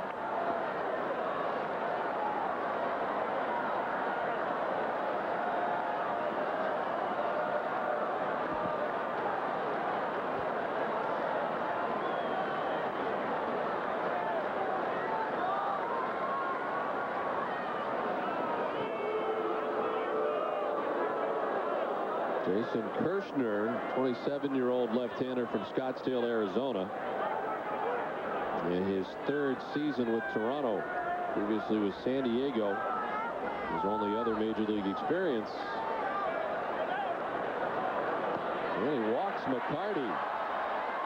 Worked the at-bat for David McCarty, and he works the walk. First 2 have reached here in the 7th for Boston.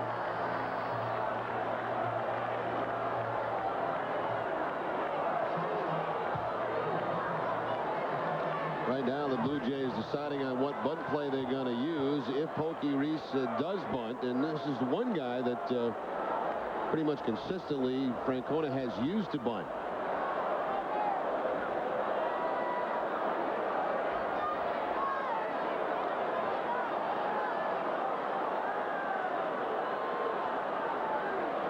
He squares and does not offer. This player profile is brought to you by Sovereign Bank, the official bank of the Red Sox cable network. His offensive prowess has been present over the last 20 games.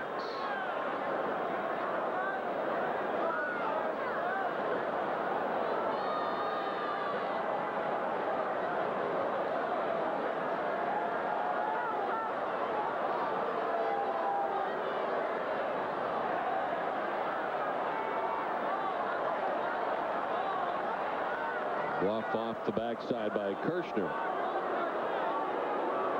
2 options for a pitcher on this bunt play, and again they throw some more signs on there. It's either break to 3rd or break straight in. If he's breaking straight in, that means they're going to have the corners, both 1st and 3rd, coming in hard, and the shortstop would probably cover 3rd.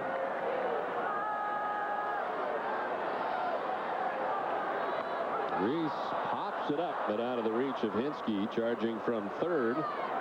A foul ball. 1-1 now to Pokey Reese. Further action in the Toronto bullpen. Terry Adams is up. Pretty much a conventional bunt here, as you see Hinske at 3rd base hanging close to the bag, waiting to decide whether or not to charge, and couldn't quite get to that ball. Was not bunted high enough.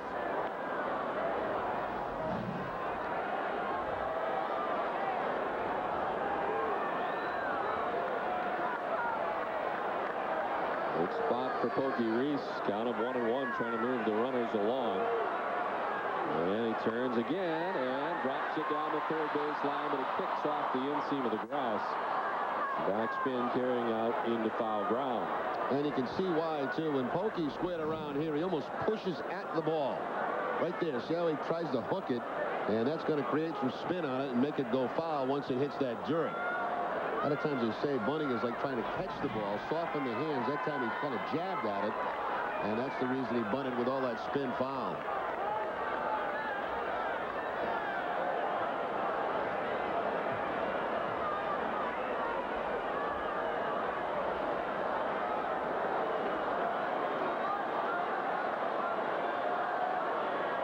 They'll try it with 2 strikes, and he is out. They'll try to get the job done with the 2 strikes on him, and strikes out here. Unable to get it down. The Red Sox have 2 on, and now 1 down. I'm not sure. It could be Pokey Reese doing this on his own with 2 strikes. And guys do that a lot. You know, if they mess up the first 2 attempts, even though the sign is not on, they try to get it done again. And that time, Pokey bunting it foul, and it goes as a strikeout. What do we got now? They have an injury situation. The trainer joining Carlos Tosca. And he's explained to the umpire it is a medical visit, and the trainer will check out Jason Kirshner.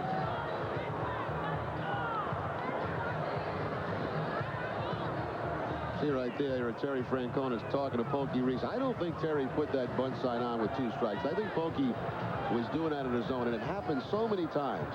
You're asked to get a bunt down in a critical part of the game. You don't get it done with 2 strikes. So on your own, you go ahead and do it again.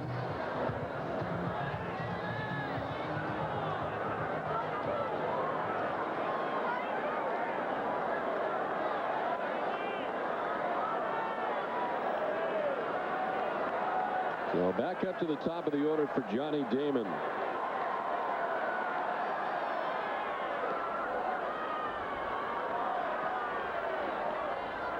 Johnny tonight, a single in the first, a walk in the third, and then grounded out to third base in the 5th inning.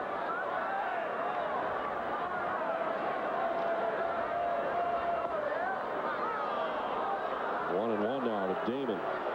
35,196 on hand here tonight. 18th sellout of the year for the Red Sox, the 83rd in a row. Nicholas at second, McCarty at first. Damon sends one foul. 1-2 now to Johnny.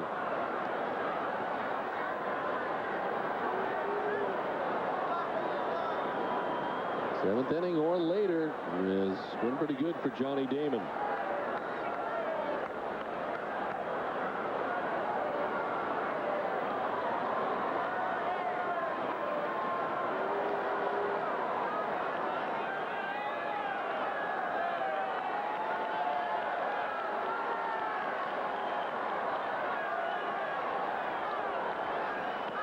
To right field, in for a hit.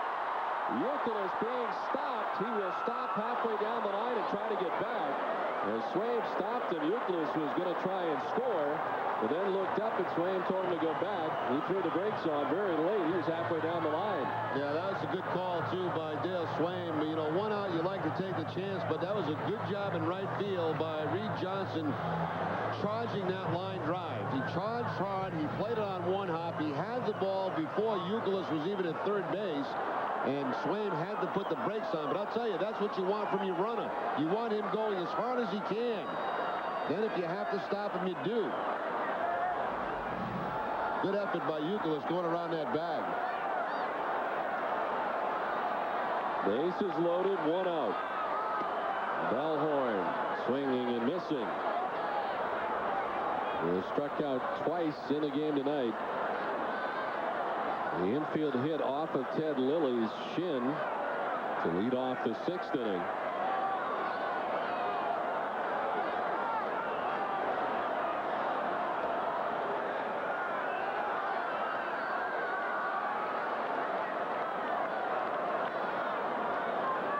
Bellhorn with 1 grand slam to his credit.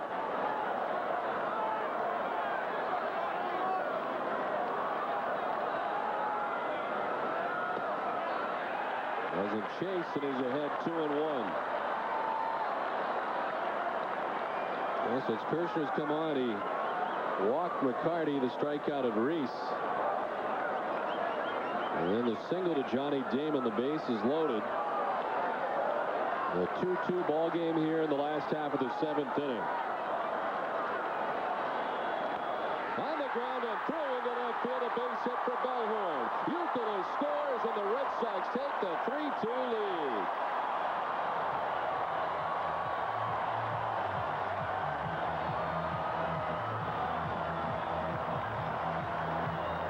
Now, Bellhorn has had a tough time from the left side of the plate this season. Only 163 coming into the game.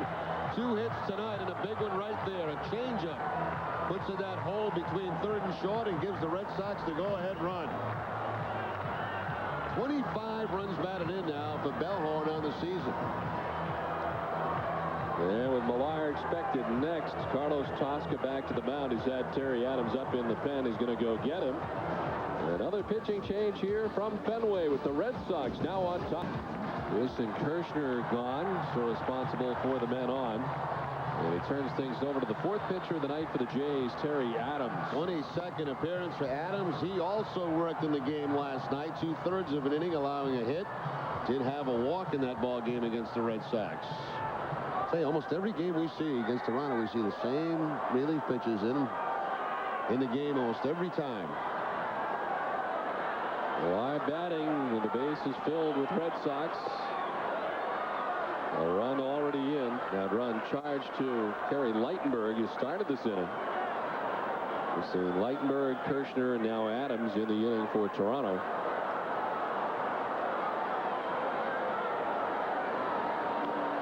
Millar chops one down the third baseline. Foul. Hinsky grabbing it in foul ground.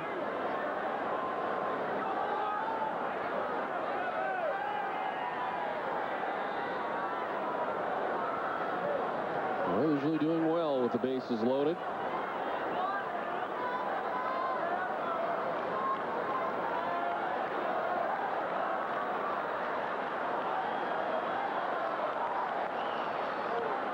Line down the left field line, back into the seats.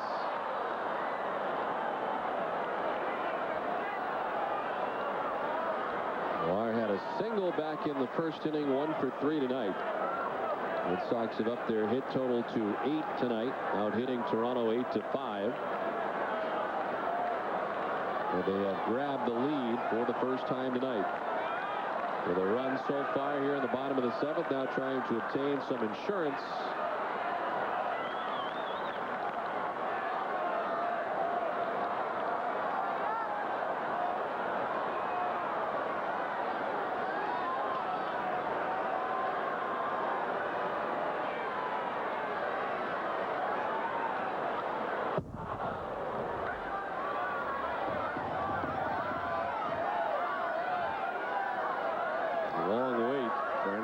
Martinez, who had a 1-2-3 top half of this inning.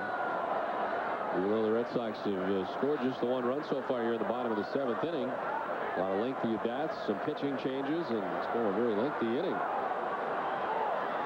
22 minutes. Anastasio Martinez has been waiting. Millar gets just a piece, still 1-2. Anastasio in his major league debut tonight. Snappy first inning of relief. 1-2-3 went the Jays.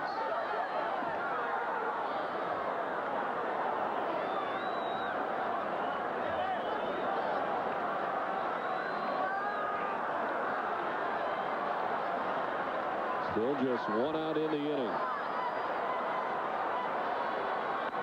On the ground towards short. Menachino to second for 1, on to first. A double play for Toronto. And Adams gets out of any further trouble, but the Red Sox do pull ahead with a run here in the bottom of the 7th inning. Red Sox on top 3-2 at the end of 7. For the game, with NESN's new 1-hour pregame show, Olympia Sports presents the Boston Globe pregame report. 1 hour before game time on NESN. 8th inning back at Fenway. Millar goes to right field for the Red Sox from first base. And David McCarty takes over defensively at first. On to the 8th. Second inning of relief for Anastasio Martinez. Reed Johnson trying to bunt his way on. Martinez fields and throws a one-hopper to first that pulls McCarty off the bag. Things started well for Martinez heading over for that bunt, but then when he went down to pick it up, it looked like he slipped a little bit. Never really got into a very good position to make a throw. Johnson's got good speed going down the line, and right there is where it starts to fall apart.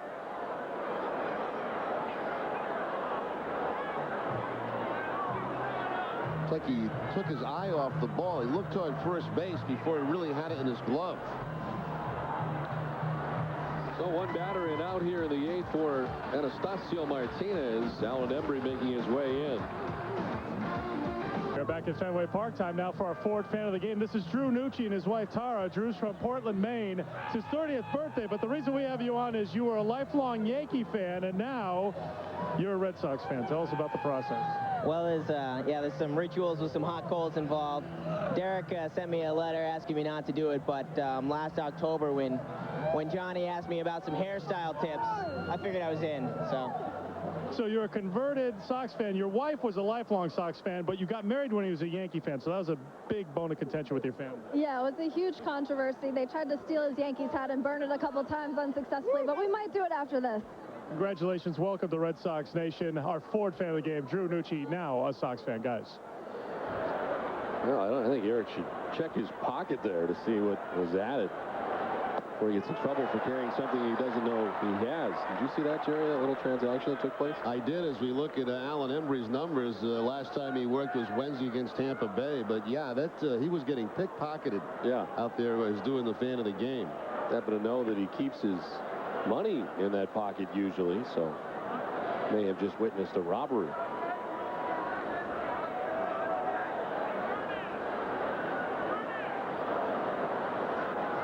What Stanley was a theft here last night, Jerry. Judge Judy stealing donuts, yes.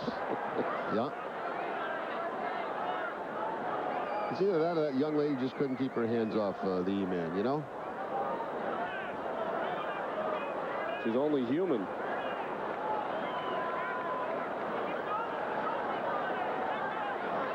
Reed Johnson being held on at first base. And that one just missing.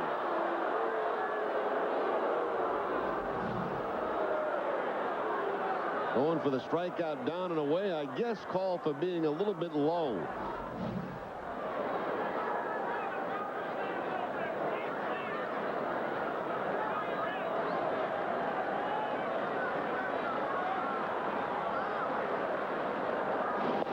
Check on Reed Johnson, a very short lead at first, but easily getting back to the bag. Lead man on for Toronto here in the 8th.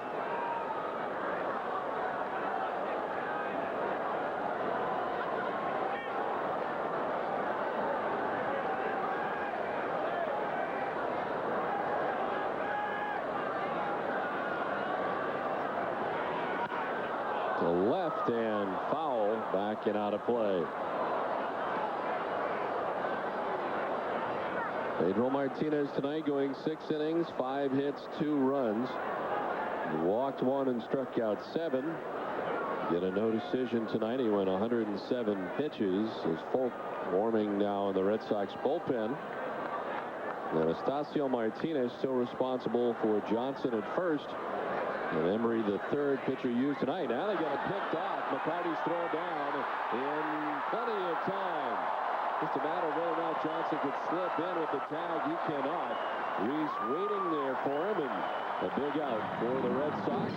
There's another LoJack caught stealing. Go to NESN.com and register to win. LoJack, the only stolen vehicle recovery system that works with the police.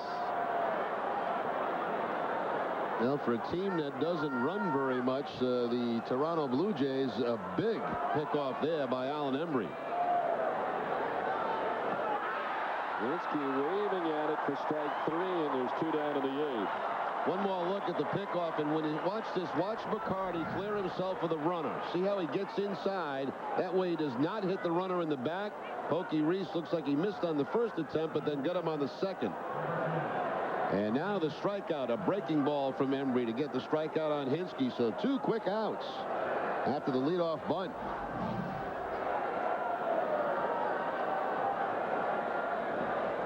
So Toronto had the leadoff man on. He was erased. Hinske, the number 2 batter, erased. 2 down. And here's Vernon Wells. Wells with a single in the 3rd, 1 for 3 tonight.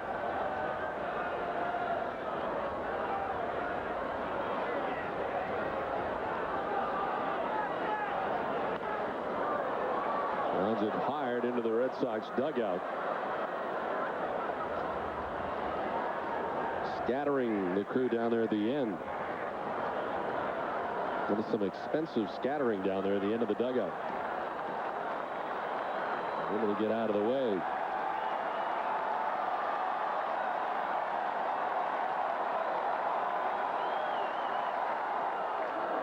Inside, 1-2 now to Vernon Wells.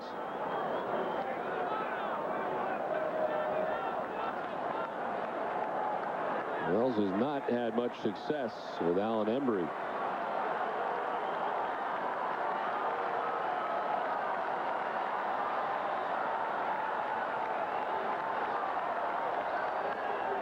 Chopper towards Pokey Reese on the run and in plenty of time. Nice reach from David McCarty at first base. Toronto gone in the 8th. Red Sox on top 3-2 as we head to the top by a run. As Manny's 2-run shot in the 6th. It tied the score at 2. Red Sox getting the go-ahead run last inning.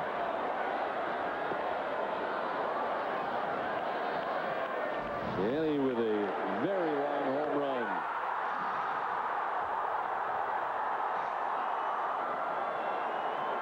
His 11th home run of the year. RBIs 28 and 29.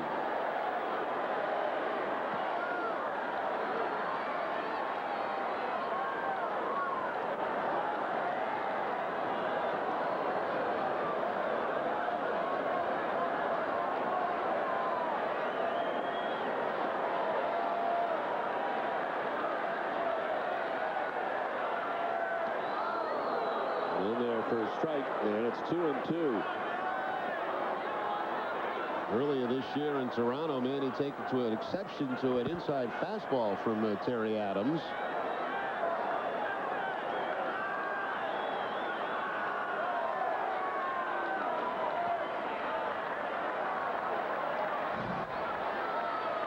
Back on April 20th, the ball up and in, and Manny didn't like it very much. But nothing really developed out of that. Adams couldn't believe that Manny reacted like that to that pitch. Ground ball out of the reach of Hinske and into left. And with his 2nd hit of the night, Red Sox have the lead man on in the bottom of the 8th. Now the Red Sox have been doing a lot of scoring late in games recently. Certainly the case here tonight. Lilly was really pitching great baseball until he got hit in the shin. Red Sox get the home run from Manny, get one in the 7th, and now have the leadoff man on here in the 8th.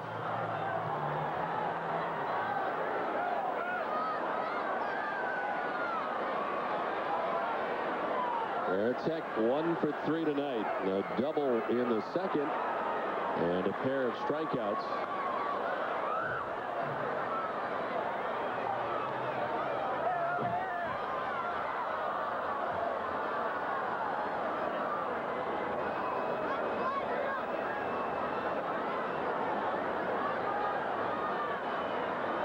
For the 5th time tonight in 8 innings, the Red Sox have the lead man on. Right out of the reach of Delgado to right. Ramirez touches 2nd. He's headed for 3rd, and he will get there. Red Sox with runners at the corners and nobody out. Line drive that almost hit Manny. That ball's rocketed by Varitek right down the first base line, and Manny just getting his lead almost gets hit. Goes between him and Carlos Delgado.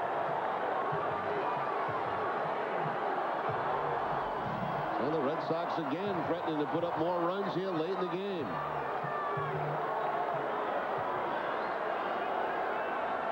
David Ortiz pinch hit for Marabelli in the 6th and struck out his second at bat. And his first against Terry Adams tonight. Chopped up over the mound, out of the reach of Hudson into center. Manny comes in to score.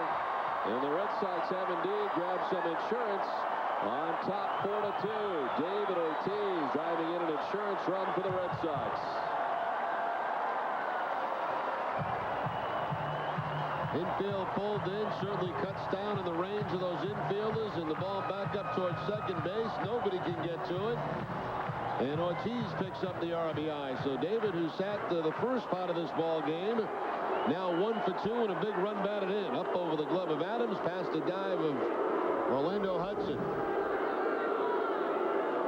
3 straight hits off Adams to begin the inning. And here's Kevin Youkilis.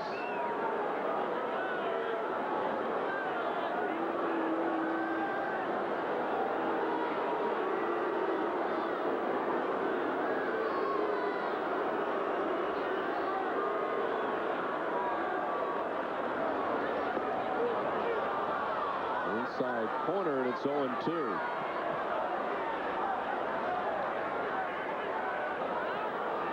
Terry Adams last inning, getting Kevin Millar to ground into the inning-ending double play. And the base is loaded and reserving at the time a 1-run deficit. Towards second base, Hudson will come. Plate runner is going to now. He's got Veritek hung up. Veritek doing a very good job of getting hung up in the rundown for a long time and allowing the runners to move up into scoring position while he danced up and down the line. Yeah, very good play by Veritek. You want to stay away from the double play. You have to go at third base. He stays in that rundown long enough where Ortiz can go to third and Youkilis can get to second base. I thought Hudson had a chance for a double play just by tagging the runner and going to first, but that also would have allowed a run to score. They're already down by 2.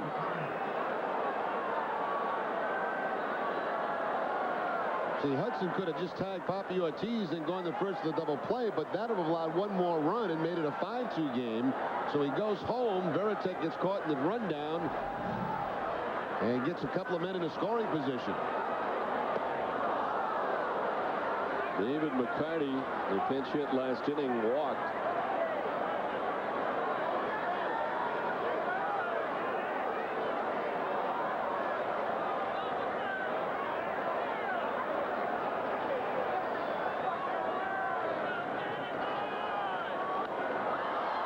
Into short right, the infield was in, so Orlando Hudson out there to make the play.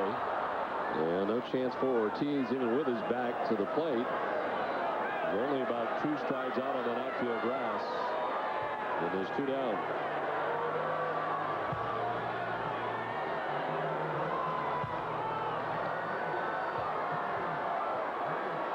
Here's Pokey Reese, 0 for 3 tonight.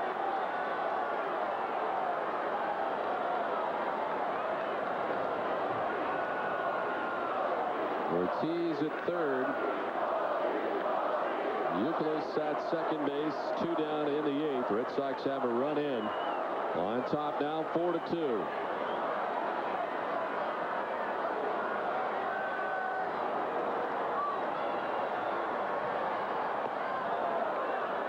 Folk had been up earlier now with the 2 outs in the inning. Is back up again in the Red Sox bullpen.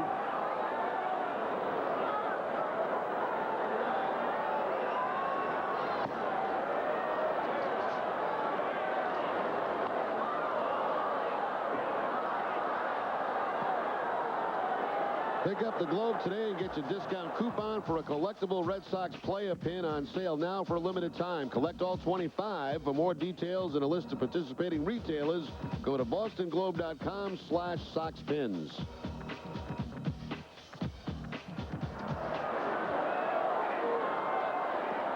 This one gets away from Zon. Ortiz is going to try it. The throw to the plate is going to be not in time. Adams appeared to fall away from the tag, allowing Ortiz to get in. The throw is there, and it looked like Ortiz was going to be very out, but he's very in, and the Red Sox lead it 5-2. Yeah, Ortiz is out by about 5 feet coming home, but Adams, for some reason, catches this ball from the catcher and falls toward first base. I mean, the throw's going to be there in plenty of time, but he just lost his balance, it looked like. Fell down that first base line, and Ortiz safe at home. So here's a gift for the Red Sox. Wild pitch, and then when Ortiz should have been out at home, he ends up being safe.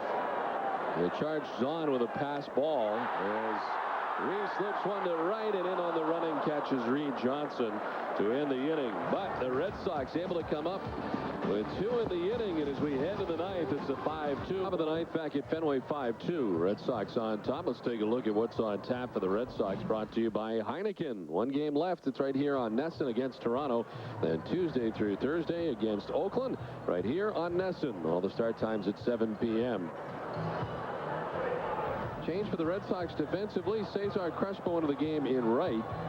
And the Red Sox bringing on their closer, Keith Foulke, for the ninth. Terrific 8 for 8 and save opportunities this year for Foulke. His last one coming Wednesday against Tampa Bay, and in that game pitched an inning and a third against the Devil Rays. More breathing room for Foulke. When he started warming up, the Red Sox had only a 1-run lead. And Boston able to come up with 2 additional runs in the last of the 8th. And a 3-run pad here for Keith Foulke in the 9th. Delgado, Phelps, and Zahn expected.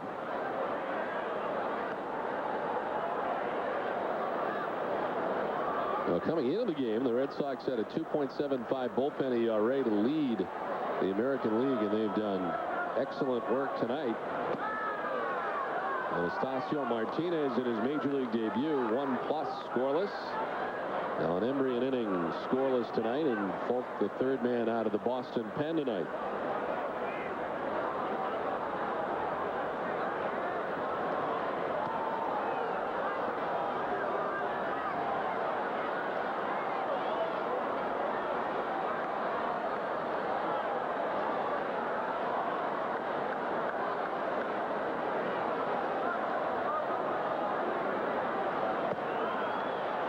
Ball 4 and a leadoff walk for Delgado. This game summary is brought to you by Dunkin' Donuts. Manny Ramirez with 2 hits in the game tonight, including a long home run. Ramirez's 11th home run of the year. Manny with a couple of RBIs in this one as well. Now 29 on the season. Bellhorn with 2 hits. Veritek with 2 hits. Johnny Damon 2 for 2. Damon on base 3 times tonight. Josh Phelps walked his last time up. An 0 for 2 showing so far tonight.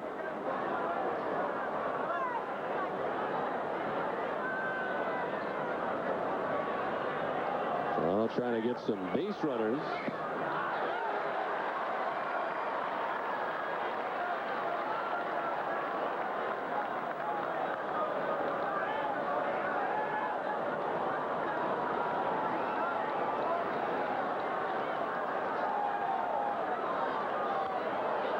Well, the Red Sox are in Toronto. They had a very tough time defensively in that series, and kind of a tough start to the season, but they're starting to figure it out defensively. Red Sox have made only 1 error in the last 5 games, and 3 errors in the last 7 games now, and none tonight.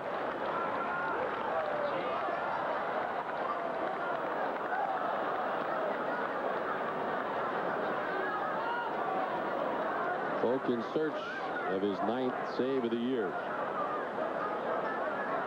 Carlos Tosca coming in 8 games back of the Red Sox. Lost the last 2 games. Down by 3 in the 9th.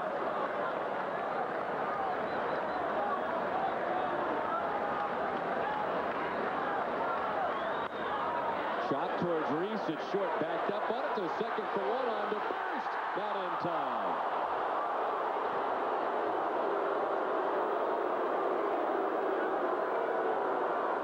Phelps did not run all that well, but had the benefit of a high bounce on that ground ball. High bounce into Pokey Reese, which really caused him to go back about a half a step. And that's going to be the difference at first base. Very close at first base.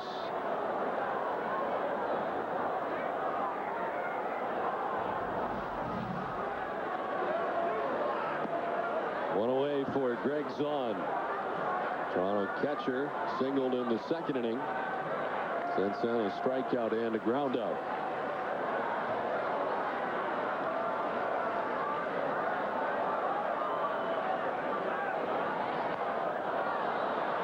Reese out to make the catch in short center field.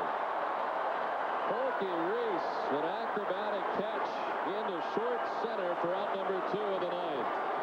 Well, we've seen him make better ones, but this one's pretty good. The soft line drive looked like it's going to be a base hit, and Pokey Reese right there to make the play.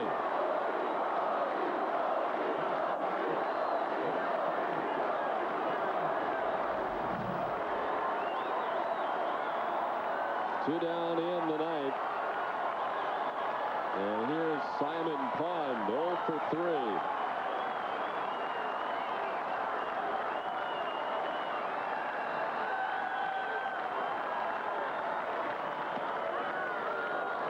Final game of the series tomorrow at 2 o'clock here at Fenway. Tim Wakefield, 3-2, matched up against Miguel Batista. Right-hander 2-3 with a 5.01 ERA.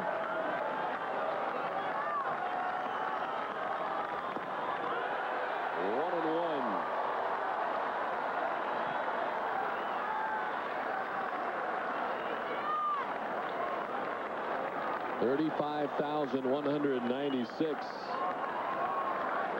Standing at Fenway with 2 down in the ninth.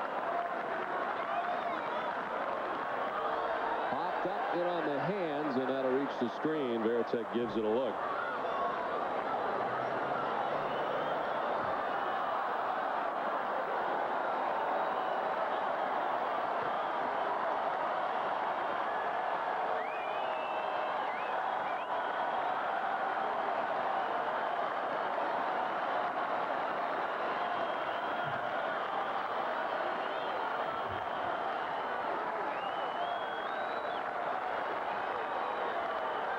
The shortstop, Pokey Reese, goes to first, and the ball game is over. The Red Sox take the second game of the series. And Polk able to pick up the save. A big 2-run home run tonight for Manny Ramirez. Polk's now 9 for 9 in save opportunities, as he's able to save this one for the Red Sox. So the Red Sox winning tonight, coming from behind to win this one 5-2. Back at Fenway with more after this.